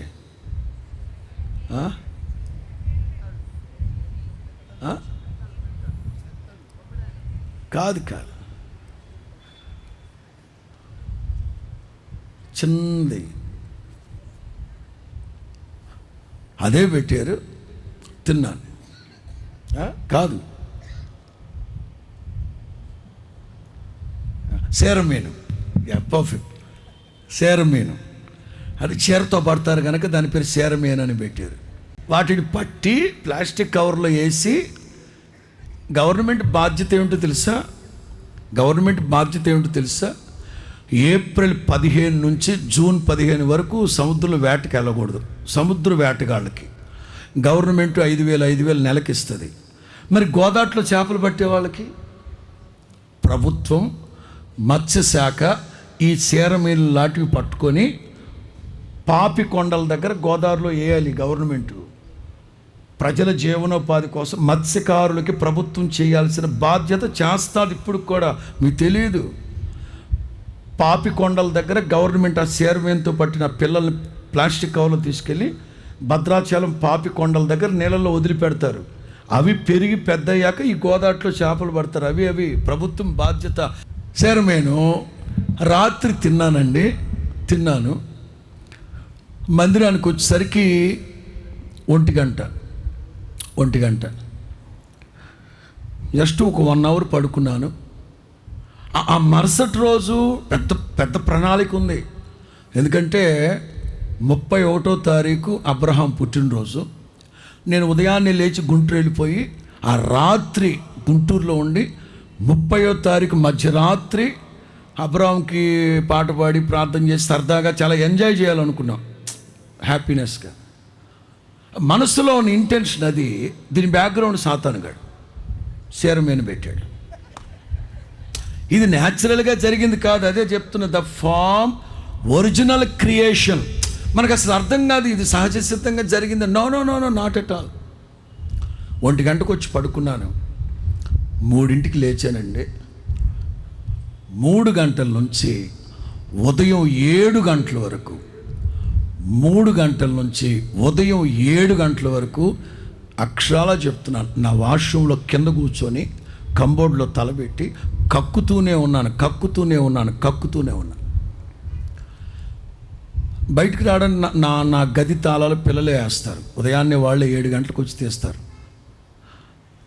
నేను అక్కోళ్ళకి ఫోన్ చేసి ఏదన్నా సోడా పంపిమందామని, పగలంతా సిస్టర్స్ బయట తిరిగి సేవకి వెళ్ళేసి వచ్చి ఉంటారు. వాళ్ళ నిద్ర లేపడం నాకు ఇష్టం లేక అట్లాగే 7 గంటల వరకు వామిటింగ్స్. కక్కి రక్తం, దెబ్బకి ఈ గొంతంతా అది బయటకు వచ్చే క్రమంలో ఈ స్వరపేటికి మరలా చిరిగిపోయింది లోపల. నాకు స్పష్టంగా తెలుసు రక్తం. 7 గంటలకి సోడా తాగి పడుకున్నా. 9 గంటలకి నేను గుంటూరు వెళ్ళాలి, నాకు వేరే మీటింగ్ లేదు, బయలుదేరానండి. బ్రదర్కి చెప్పాను, బండి కదపద్దు, కొంచెం వెనక్కి వాల్చి పడుకున్నాను. బండి కదిలితే మరలా అసలు ఎక్కడి నుంచి వస్తుంది, అసలు ఎంత ఉందబ్బా ఈ పొట్టలో. విజయవాడ రామవరపాడు దగ్గరికి వెళ్తుంటే బండి కొంచెం ఊపిందండి, అంతే. నడి రోడ్లో డోర్ ఓపెన్ చేసుకెళ్ళిపోయి రోడ్డు మీదే కక్కుతూ ఉంటే అందరూ చూస్తాం.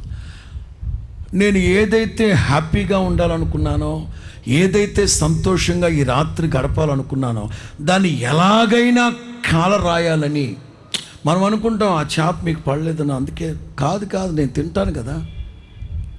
మనకు సహజ సిద్ధంగా వచ్చేసి అనుకుంటాం. కాదు, రోగమే కానీ, ఒక యాక్సిడెంటే కానీ, మన ఇంట్లో చెట్లు మాడిపోవడమే కానీ, ఇవన్నీ సహజ సిద్ధంగా జరిగాయి అనుకుంటా. దీని బ్యాక్గ్రౌండ్ వాడిదే. ప్రభు అడిగారు, పేతురు, ఇదేగా మీ అత్తోళ్ళు, వెళ్దాం పద. వద్దు బోధకుడా, మనం ఇటు వెళ్దాం పద. వెళదాం పద. వద్దు బోధకుడా, చెప్తే మీరు మాట వినరేంటే. కాఫీ వద్దు, ఏమొద్దు, వెళదాం పద. వెళ్ళారు. వాళ్ళ అత్తకి బాగలేదు. గద్దించేటప్పుడు ప్రభు ఏమని గద్దించాడు?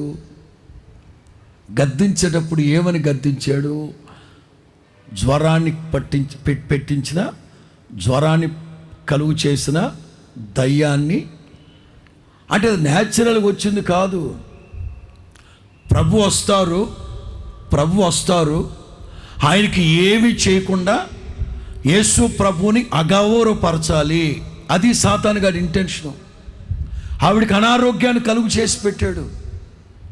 అందుకే కొన్ని బలహీనతలు గద్దించేటప్పుడు యేసు ప్రభు ఏమని గద్దించాడు? మోగ దయ్యమా, చెవిటి దయ్యమా.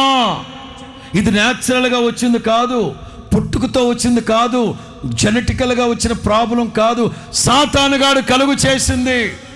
కొంతమందికి 2-3 దఫాలుగా గర్భం ధరిస్తారు, కానీ విచ్ఛిన్నం అయిపోతూ ఉంటుంది. యేసన్న గారు ప్రార్థన చేసేవారు, గర్భాన్ని విచ్ఛిన్నం చేస్తున్న దురాత్మ యేసు నామములో తొలగిపో. దీని వెనకున్నది వాడే. ఇది న్యాచురల్గా జరుగుతున్నది కాదు. కాస్త ఆత్మ వివేచనతో గ్రహించాలి. ఇది సహజ సిద్ధంగా కలుగుతున్నది కాదు. యేసు ప్రభు శిష్యులతో చెప్పారు, మీరు అద్దరిని ఉన్న బెత్సైదాకు వెళ్ళండి, అక్కడ నేను వచ్చి కలుసుకుంటాను. అద్దరిని ఉన్న బెత్సైదాకు వెళ్ళండి, అక్కడికి వచ్చి మిమ్మల్ని కలుసుకుంటాను. వాళ్ళు బయలుదేరారు. వాళ్ళు అనుకున్నారు సహజ సిద్ధంగానే వచ్చింది తుఫాను. కాదు కాదు కాదు. అందుకే దైవజన్ లేసన్ గారు ఆ పాట రాశారు. ఇవాళ తారీఖు ఎంత? నిన్నగాక మొన్న మే నెల 9వ తారీఖు 1990 మే నెల 9వ తారీఖు మా అక్క పెళ్ళి. నాకంటే పెద్దది మా అక్క. లేమల్లిలో దాని పెళ్ళి జరిగింది. జరుగుతూ ఉండగానే ఇట్లాంటి తుఫానే. పెళ్ళైపోయింది. సాయంకాలానికి ఆ లేమల్లిలో ఉన్న మందిరం మొత్తం ఎగిరిపోయింది. చాలాసార్లు చెప్పాను మీకు, అప్పుడు రాసిన పాట ఇది. సాతాను సుడిగాలి రేపగా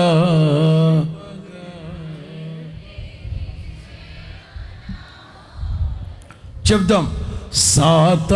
మనం విశ్వాసనావ పయనించు సమయాన నా ప్రభు విశ్వాస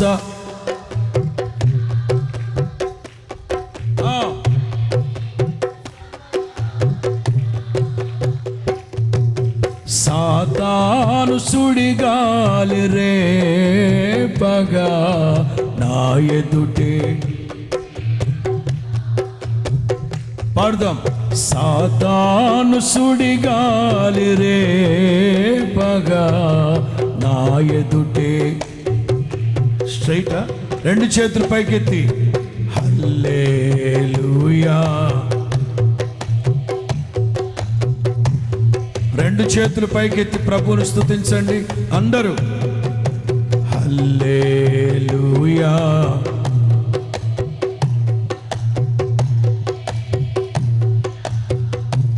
హల్లెలూయా. ప్రతిసారి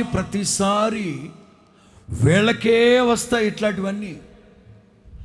ఎప్పుడైతే సాతానుగాడు సుడిగాలి రేపి వీళ్ళని అల్లకొల్లోలం అతలాకుతలం చేయాలి, దోణి నడిపించుటలో మిక్కిలి కష్టపడుతూ ఉండగా ఆయన వారి ఎదుట నీళ్ల మీద నడుచుకుంటూ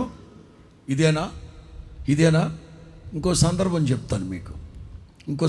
చెప్తాను.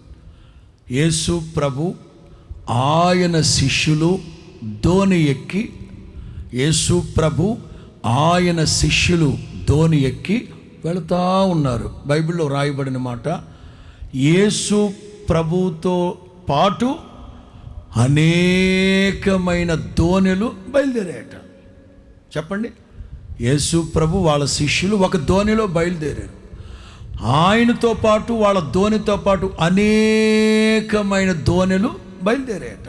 బట్ యేసు ఉన్న దోణి మీద తుఫాను కొట్టగా, ఏ దోణి మీద పక్కన వాళ్ళందరూ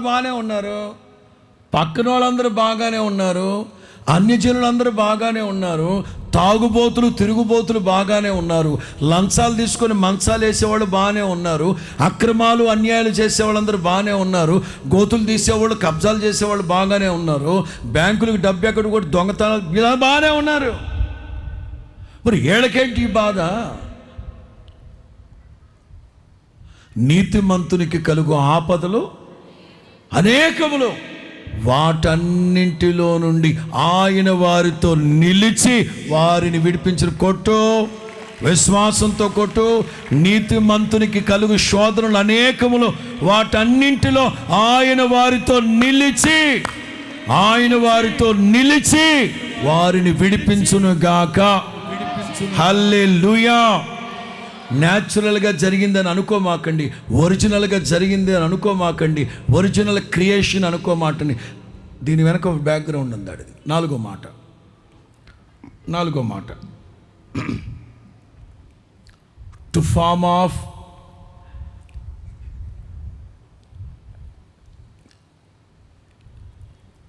individuals at conception. To form of individual at conception. మీకు తెలుగులో చెప్తా.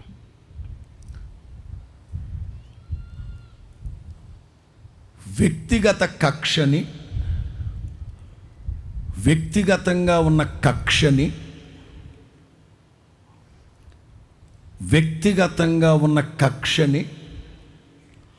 వేల మందికి తెలిసేటట్లుగా చేయడమే ఒక ఆయుధం. అట్లాంటి ఆయుధం వర్ధిల్లదిక మీదట. స్తోత్రం చెప్పు గట్టిగా. వ్యక్తిగతంగా ఉన్న కక్షని వేల మందికి తెలిసేటట్లుగా చేయడం ఇండివిజువల్ ఎట్ కన్సెప్షన్. వాడికి ఎంత కక్ష ఉందంటే ఆ కక్షను తీర్చుకోవడం ఎలాగూ అని అనుకున్నప్పుడు ఇట్లా చేస్తాడు. పబ్లిక్ చేస్తాడు.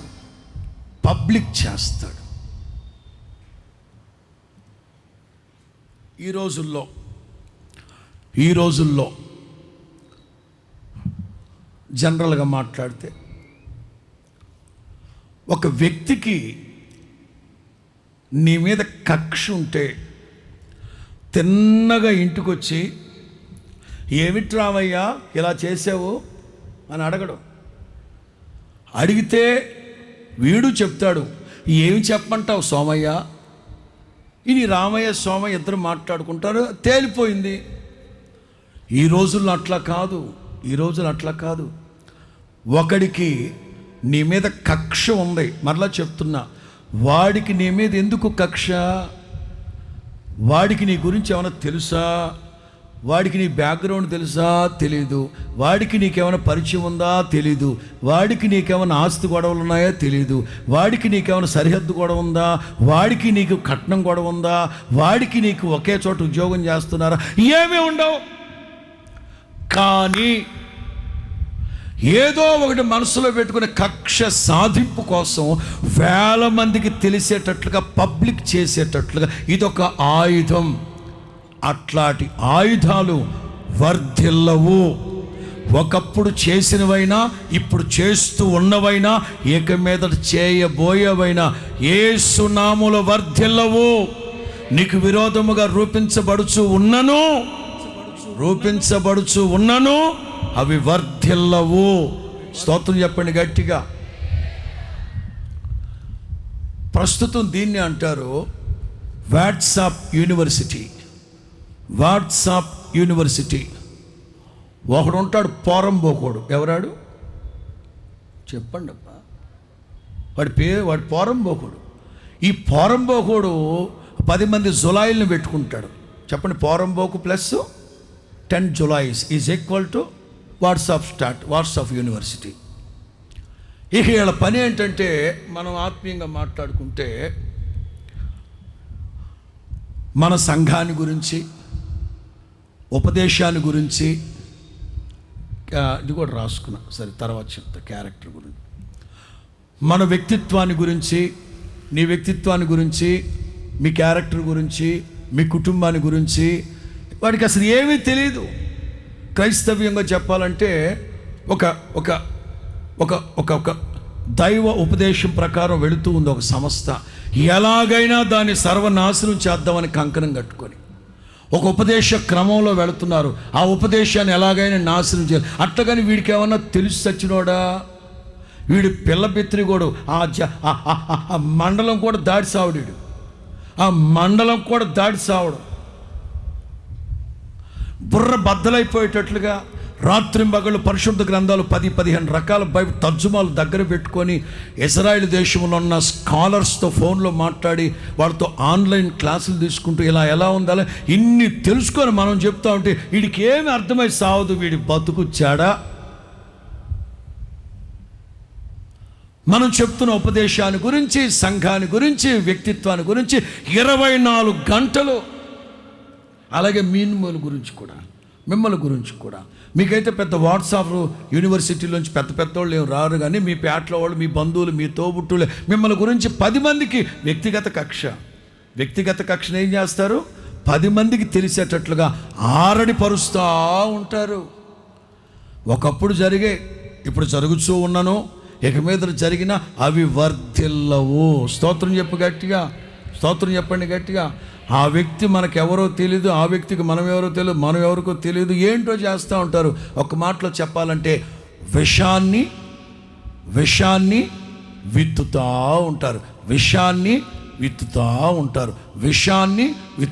ఉంటారు. Very simple.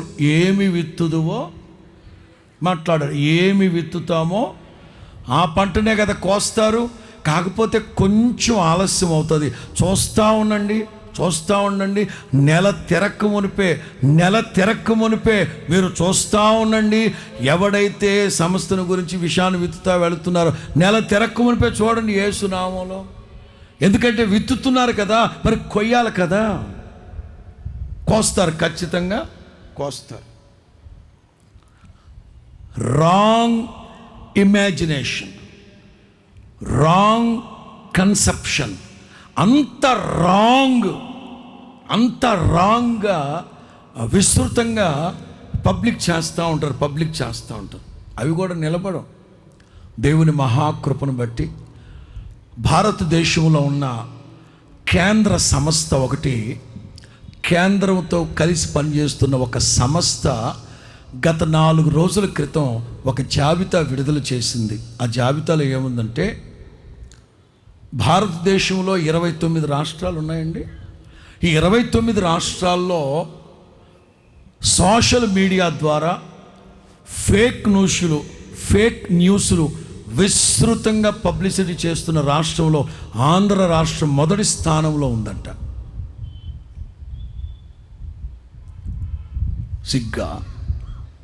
సిగ్గుతో కూడిన అవమానమా? మరి అవమానమేగా. నేను చెప్పేది కాదు, కేంద్ర ప్రభుత్వం ఇచ్చిన లెక్క. ఎంతో స్టార్ట్ అవుతుంది, నేషనల్ సంథింగ్ ఏదో మీడియాకు సంబంధించింది. 29 రాష్ట్రాలలో బ్యాడ్ న్యూస్, ఫేక్ న్యూస్, సామాజిక మాధ్యమాల్లో, సోషల్ మీడియాలో ఫేక్ వార్తలు ప్రచురించడంలో నంబర్ 1 అంట ఆంధ్రప్రదేశ్. సిగ్గుపోవాలి. ఎప్పుడు చెప్తూ ఉంటాను, ఆంధ్ర రాష్ట్రం అంటే సంస్కారవంతమైన రాష్ట్రంగా ఉండాలని. ఏది? వాళ్ళున్నారు, వీళ్ళున్నారు, ఎవరుంటే మనకు ఒరిగింది లేదు, సచ్చింది లేదు. గత 15 సంవత్సరాలుగా ఇదే ప్రార్థన చేయిస్తున్నానా లేదా? మీరు సాక్షులా కాదా? ఆంధ్ర రాష్ట్రం అన్నపూర్ణ ఆంధ్రగా ఉండాలి, విద్య ఆంధ్రప్రదేశ్గా ఉండాలి, ఆరోగ్య ఆంధ్రప్రదేశ్గా ఉండాలి, ఐశ్వర్య ఆంధ్రప్రదేశ్గా ఉండాలని. ఏది? దేశంలోనే దరిద్రమైన స్థానాన్ని ఫేక్ ఎంతసేపు బ్యాడ్ న్యూస్, రాంగ్ ఇమాజినేషన్. మోషేకు విరోధంగా సొంత మనుషులే లేచి బ్యాడ్ న్యూస్. దావీదుకు విరోధంగా సొంత మనుషులే లేచి బ్యాడ్ న్యూస్. ఇంకొక మాట చెప్పి 5th పాయింట్లోకి వెళతా. అదేంటంటే, సమూయేలు మొదటి గ్రంథం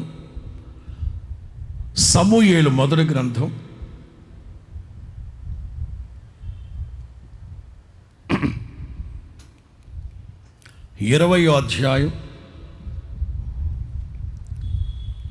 30-31. సమూయేలు మొదటి గ్రంథం 20-30-31. సౌలు యోనాతాను మీద బహుగా కోపపడి ఆగడగొట్టు దాని కొడుక. అంటే అర్థం ఏంటో తెలుసా? సౌలు అక్కడ ఏమన్నాడు తెలుసా? వాస్తవ అర్థాన్ని మీకు చెప్తాను, వినండి. ఎంత నీచమైన మాట అన్నాడు తెలుసా? ఎంత సిగ్గు లజ్జలేని మాట అన్నాడు తెలుసా? కొడుకుని తిడుతూ రే, నాకు పుట్టినోడు కాదురా నువ్వు, నాకు పుట్టినోడు కాదురా నువ్వు, ఆడికి మీ అమ్మకు పుట్టినోడు రా నువ్వు. సొంత భార్యని ఎవరికి అంటగట్టి మాట్లాడుతున్నాడు? ఎవరికి అంటగట్టి మాట్లాడుతున్నాడు? దావీదుకి. అందుకే దావీదు అంటాడు, నేను ఆ పని ఇది నేను చేయకపోయినను, ఈ పని నేను చేయకపోయినను నన్ను అంటున్నారు. అసలు నాకు సంబంధం లేదండి, నాకు అసలు తెలియదండి, అసలు దానికి అసలు ఆలోచనే నాకు లేదండి. మేబీ యోనాతాను ఫ్రెండ్ కదా, చెప్పుంటాడు, దావీదు మా నాన్న చాలా కోప్పడ్డాడు. ఏమని కోప్పడ్డాడు? ఫ్రెండ్ స్నేహితుడా, ఏమని కోప్పడ్డాడురా? నిన్ను ఎట్లంటట్టు మాట్లాడాడురా? ఏమన్నాడురా? మా అమ్మకి నీకు అక్రమ సంబంధాన్ని అంటగట్టి మాట్లాడాడురా. చి చి చి చి. దావీదు పాట రాసి అంటాడు, ఇది నేను చేయలేదు, నిర్నిమిత్తముగా నన్ను అంటున్నారు, నాకు అస్సలు తెలియని వాటిని నాకు అంటగడుతున్నారు. మీకు అర్థమవుతుందా? ఇప్పుడు మీరు చెప్పండి, మీకు అస్సలు సంబంధం లేని వాటిని ఎప్పుడు కూడా మీకు అంటగట్టి మాట్లాడలేదా? ఏదో ఒక సందర్భంలో ఇంట్లో కానీ, కాలేజీలో కానీ, ఉద్యోగాలు వ్యాపారాలు చేసి ఎక్కడో ఒక దగ్గర మీకు అసలు తెలీదు, బాబు నేను చేయలేదండి ఆ పని, చేసావు, అదిగో ఆ పిల్లకి నీకేదో ఉందంట, అదిగో ఆ పని దానికి నీకు, ఒరే మాకు తెలియదురా బాబు అంటే. శత్రువు ఎట్లాంటోడంటే వ్యక్తిగతంగా ఉన్న కక్షని ఏం చేస్తాడు చెప్పండి? వ్యక్తిగతంగా ఉన్న కక్షని, వాట్సాప్ ఉంటుంది, 20 మంది ఉంటారు అందులో గ్రూపు, వీడికి ఒకరి మీద బాధ కలిగిందంటే ఆ 20 మంది ఉన్న గ్రూప్లో పెట్టేస్తాడు. ఏమంటారు ఇన్ని? నీచమైనోడు, దరిద్రపు మొహమోడు. ఇట్లాంటివి వర్ధిల్లవు. స్తోత్రం చెప్పండి గట్టిగా. క్రైస్తవ్యానికి విరోధంగా ఇట్లాంటి నీచమైన వాట్సాప్ యూనివర్సిటీలో చేస్తానే ఉంటారు. మరీ చెప్పానుగా, ఫేక్ న్యూస్ పనికిమాలిన వాళ్ళందరూ మన ఆంధ్ర రాష్ట్రంలో ఉన్నారని. సేవ చిటుక్కు మనకూడదు. అరే బాబు బతకనివ్వండిరా. నాటండి, విత్తండి, ఇప్పుడు విత్తండి, ఓ రోజున కోస్తారు. జాగ్రత్త, ఆత్మీయులు జాగ్రత్త. కీడుకి ప్రతి కీడు మాట్లాడితే మంద, కీడుకి ప్రతి కీడు, దోషణకి ప్రతి దోషణ చేయకూడదు. 5వ మాట ముగిస్తాను, ఒక 10 నిమిషాలు. టు ఫార్మ్ ఆఫ్ ఇజ్రాయెల్ చెప్పానా? స్ట్రాంగ్స్ డిక్షనరీలో హిబ్రూ స్పిరిచువల్ మీనింగ్స్ ఉంటాయి, అందుకని ఈ పదం వాడారు అక్కడ. To form of Israel has a people of, to form of Israel as a people, a team. Note చేయండి తెలుగులో. సొంతోళ్ళు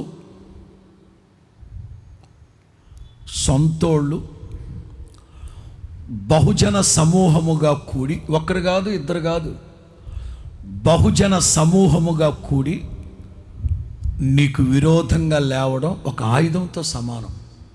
అది వర్ధిల్లదు. ఏమ్మా బాబు, మొత్తం మీ ఇంటి పేరట వాళ్ళు అందరూ ఎంతమంది ఉంటారు పాస్టర్ గారు? 70 కుటుంబాలు ఉంటారండి. 70 కుటుంబాలు, రైట్.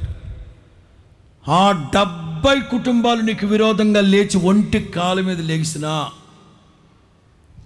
వాళ్ళు చేసే దుర్మార్గపు క్రియలు నీకు విరోధముగా వర్ధిల్లవు.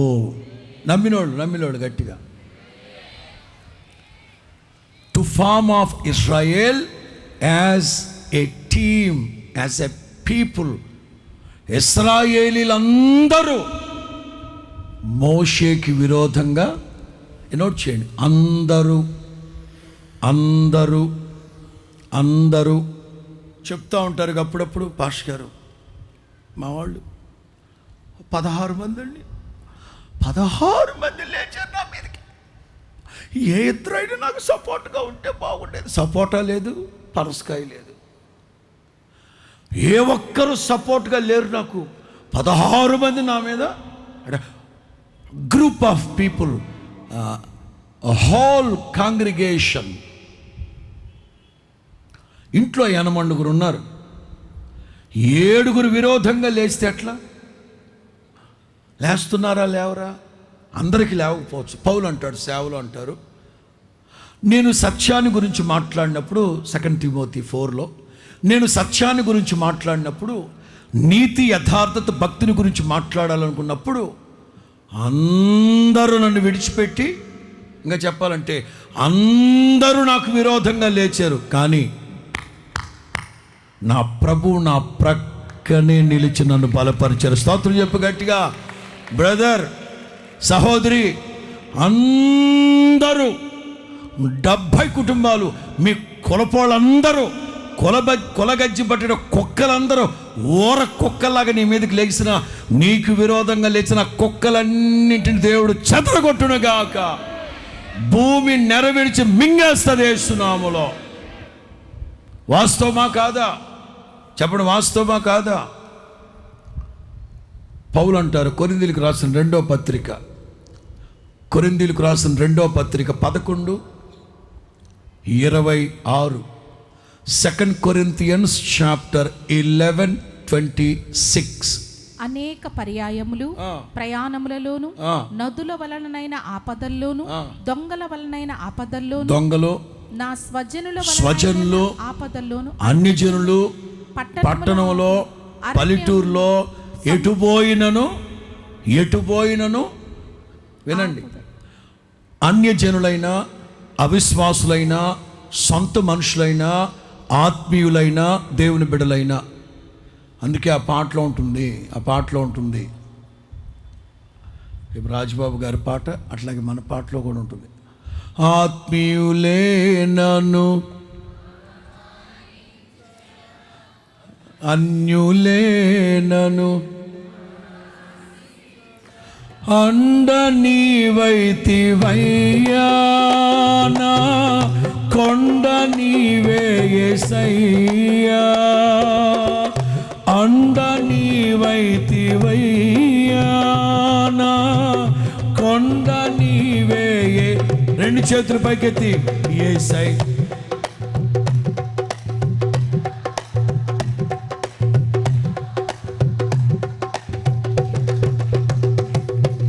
నిన్నే ఆమేన్. కొట్టు. ఆత్మీయులే నన్ను అవమానించిన, అన్యులే నన్ను, పాడదాం. ఆత్మీయులే నన్ను, అన్యులే నన్ను, అండ నీవైతివయ్యా, నా కొండ నీవే యేసయ్యా, అండ నీవైతివయ్యా, నా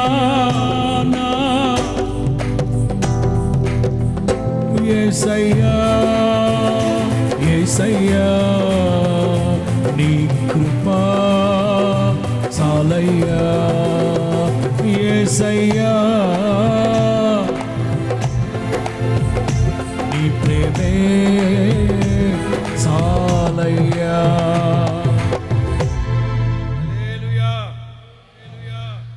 ఎంతమంది విరోధంగా లేచినా, ఎన్ని శక్తులు విరోధంగా లేచినా, ఒకటి గుర్తుపెట్టుకో, నీకు విరోధంగా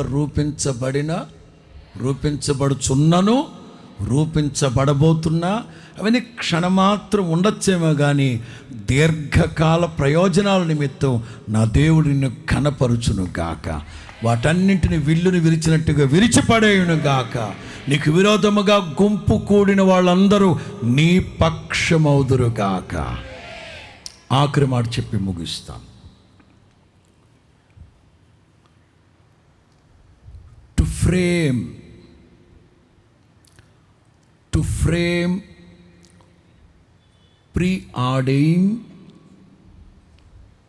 pre-ordained plan, purpose of situation, to frame preordained plan, purpose of situation. చాలామంది అంటూ ఉంటారు, ఇదిగో మీరు కొట్లాడుకున్నారు చేశారు, కానీ నన్ను కార్నర్ చేయదురై, నన్ను ఫ్రేమ్లోకి లాగద్దురై, నన్ను సీన్లోకి లాగద్దురై అంటూ ఉంటారు. రాసుకున్నది ఏంటంటే, పక్కా ప్రణాళికతో లేక ఖచ్చితమైన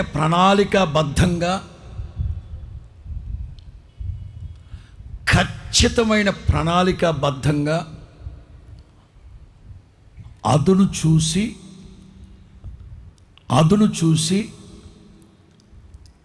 ఇరికించడం. ఇంతకు మించి ఎవరు చెప్తారు చెప్పండి మీకు? పక్కా ప్రణాళికాబద్ధంగా అదును చూసి ఇరికించేస్తారు. 6వ మాట, నీకు విరోధంగా రూపించబడిన ఆయుధం అంటే ఇదే. గత కొద్ది కాలంగా ఫ్రేమ్ చేస్తున్నారు. ఎందులో ఇరికిద్దాం? వేసేద్దాం. సిచ్యువేషన్ సింక్ అవ్వాలరా అని సిచ్యువేషన్ సింక్ అయ్యేంత వరకు రానిచ్చి టపిమని అందులో మనల్ని ఇరికించేస్తారు. అట్లా ఇరుక్కున్న వాళ్ళు ఇక్కడ ఉన్నారా లేదా? నా తెలవకి ఇరుక్కున్నాను బాబా. అదే బాబా 6వ మాట. వీళ్ళిటి చేస్తారని తెలదు బాబా. దీనికి ఎంతమంది ఉన్నారు తెలుసా? ప్రధానులు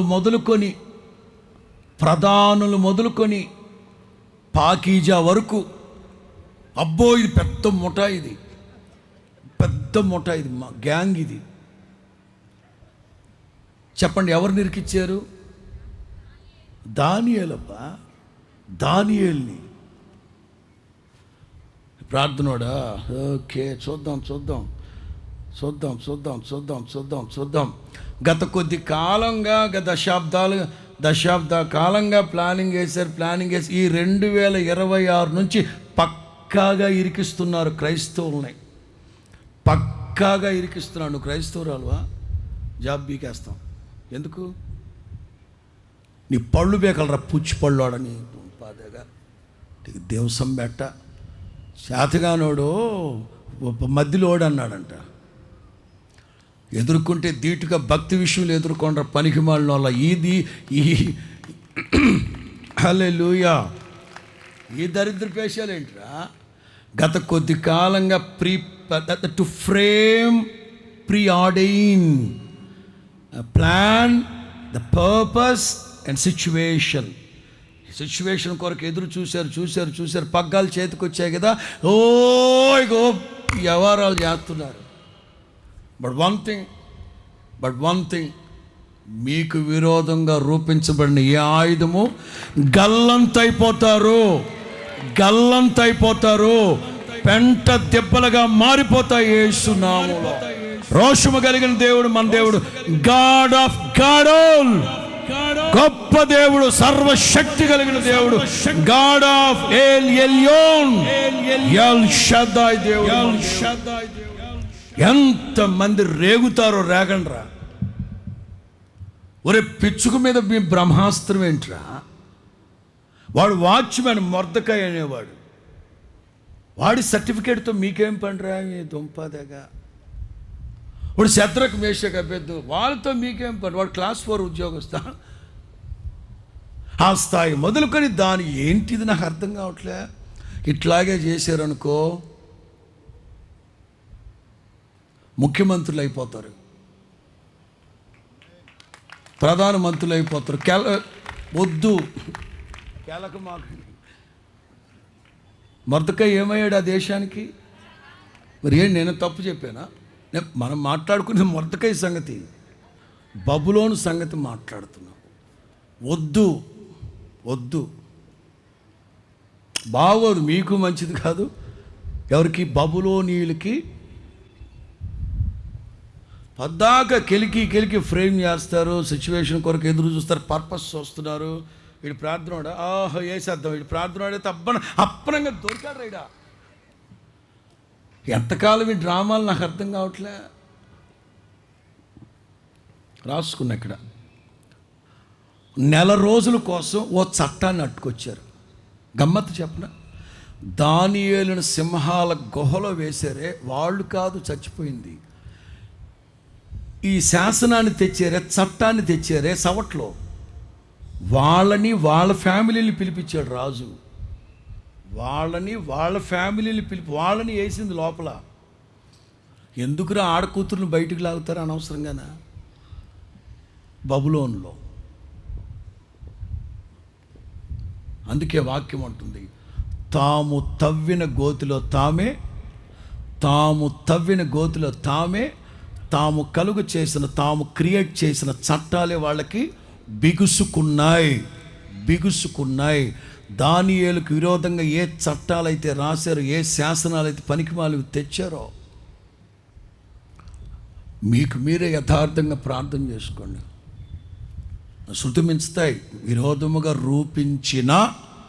రూపించినను రూపిస్తారు. ఇక మీదట రూపించినా ఒకటే మాట రాసుకున్నా, అంతిమ విజయం దేవుని బిడలదే.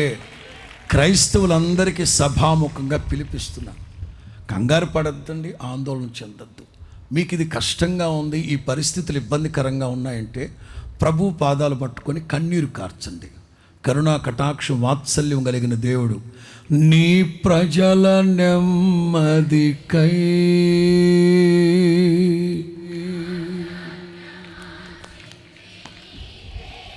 గొప్ప దేవుడబ్బా, మారుస్తాడు ప్రభు. చాలు అనుకుంటాను. ప్రార్థన చేసుకుందామా? ప్రేమాస్వరూపి, దయావాత్సల్యత గల దేవ, మీకే వందనాలు స్తోత్రాలు చెల్లిస్తున్నాం. ఈ సభల మొదటి రాత్రి మీ సేవకుని మీరు నిలిపి మాట్లాడిన మాటల కొరకు వందనాలు, కృతజ్ఞతాస్తుతులు చెల్లిస్తున్నాం.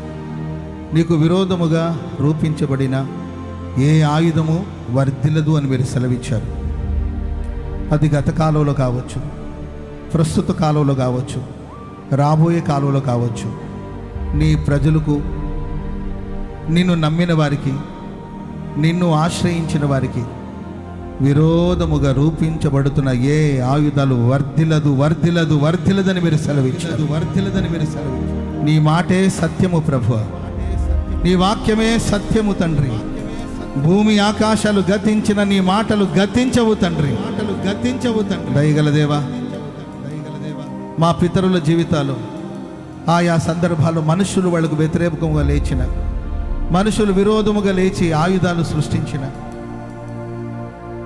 సాక్షాత్తు నీవే నీ ప్రజలకు విరోధముగా లేచేటట్లు కుట్రపూరితమైన కార్యాలు చేసిన, ప్రకృతి వ్యతిరేకంగా లేచి నీ ప్రజల్ని బాధించాలని ప్రయత్నించిన,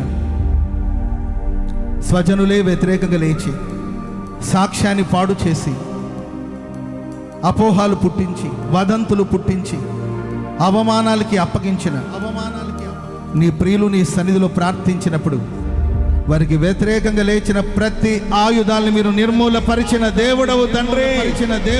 బాధపడిన స్థలమందు బహుగా అభివృద్ధి పరిచిన దేవుడవు తండ్రి. అవమానానికి ప్రతిగా రెట్టింపు ఘనతనిచ్చిన దేవుడవు. నేడు నీ ప్రజలు నీ వైపు చేతులు చాపి ప్రార్థిస్తున్నారు ప్రభువా. ఎన్నో సమస్యలు, ఎన్నో పోరాటాలు, కన్నిటి మధ్యలో కాపురం చేస్తున్నారు, సమస్యల మధ్యలో సతమతం అవుతున్నారు. కృంగి కన్నీళ్లతో నీ పాదాల చెంత చేరి ఉన్న నీ ప్రజలకు ఈ రాత్రి మీరిచ్చిన మాటను బట్టి స్తోత్రాలు చెల్లిస్తున్నాం. నీ మాటను మేము నమ్ముచున్నామే. నీ వాగ్దానాన్ని ఒక్కొక్కరి జీవితంలో నెరవేర్చమని వేడుకుంటున్నాం స్వామి. క్రైస్తవ సమాజానికే కానీ, దైవ సేవకులకే కానీ, పవిత్రమైన సంఘానికే కానీ, నిన్ను నమ్ముకున్న ప్రజలకే కానీ, నిన్ను ఆశ్రయించిన ప్రజలకే కానీ, ఇప్పటి వరకు విరుద్ధముగా లేచిన వారందరూ నీ ప్రజల పక్షములో చేరునట్లుగా మీరు కార్యాలు చేయబోతున్నందుకే శత్రు ఆలోచనలు మీరు చెదరగొట్టబోతున్నందుకే శత్రు ఆలోచనలు మీరు తారుమారు చేయబోతున్నందుకే నీ ప్రజల నోటి నిండా నవ్వును కలుగు చేయండి ప్రభువా. ఎంతో కాలం నుండి గుండెలో మోసిన భారాన్ని, ఎంతో కాలం నుండి గుండెలు మోసుకుంటూ వచ్చిన భారము నుండి ఈ రాత్రి నీ ప్రజలకు మీరు విడుదల దయచేసినందుకై స్తోత్రం, అభయం ఇచ్చినందుకై స్తోత్రమయ్యా, ధైర్యపరిచినందుకై స్తోత్రం తండ్రి. నీ కొరకు సాక్షిగా నిలుపమని వేడుకుంటున్నాం స్వామి. మీ స్తోత్రాలు వందనాలు తండ్రి. ప్రభువా, వాతావరణం ఎంతో ప్రతికూలంగా ఉన్నప్పటికీ కూడా ఈ రాత్రి మీరు మమ్మల్ని ప్రేమించి వాతావరణాన్ని అనుకూలపరిచి మీ సేవకుని మీరు నిలిపి సుదీర్ఘంగా మీరు నీ ప్రజలతో మాట్లాడినందుకై స్తోత్రాలు చెల్లిస్తున్నాం. నీ మాటల వలన ఒక్కొక్కరికి మీరు విడుదల ప్రసాదించినందుకై స్తోత్రం తండ్రి. సత్యం మిమ్మల్ని స్వతంత్రులుగా చేస్తుందని మీరు సెలవిచ్చారు. నీ వాక్యములో ఉన్న విడుదలను మీరు దయచేసినందుకై స్తోత్రం. రోగ రుగ్మతుల నుండి విడుదల దయచేసినందుకై స్తోత్రం తండ్రి. ఎవరైనా ఈ రాత్రి ఇక్కడ అనారోగ్యంతో బాధించబడుతుంటే నా తండ్రి, వారికి వ్యతిరేకంగా లేచిన అనారోగ్యమనే ఆయుధాలను మీరు నిర్మూలపరిచినందుకై స్తోత్రం తండ్రి. ఒక్కొక్కరికి పూర్ణ స్వస్థత కలుగును గాక, పరిపూర్ణమైన విడుదల కలుగును గాక, అరికాలు మొదలుకొని నడునెత్తిన వరకు విడుదల కలుగును గాక, విడుదల కలుగును గాక. ఆశీర్వదించి దీవించండి, కుటుంబాన్ని కట్టండి, క్షేమాన్ని కలిగించండి స్వామి. రేపటి రోజు జరగబోతున్న సభను కూడా మీరు ఆశీర్వాదకరంగా మార్చండి, వాతావరణం అనుకూలపరచండి. ఇంకా ప్రభువా, ఈ పరిసర ప్రాంతాలను నలుదిక్కుల నుండి ప్రజల్ని సమకూర్చండి తండ్రి. ఆఖరి కూడికను మరింత మహిమతో నింపి నడిపించమని కోరుకుంటూ మీ కృపావాక్యానికి సమర్పిస్తూ నిలిచి ఇప్పటి వరకు నీ మాటలు అందించిన మీ సేవకులను బట్టి మీకు స్తోత్రమయ్యా. మీ సేవకుల చుట్టూ మీరు కంచె వేసి కాపాడుచున్నందుకై స్తోత్రం. మీ రెక్కలతో మీ సేవకులు మీరు కప్పినందుకై స్తోత్రం తండ్రి.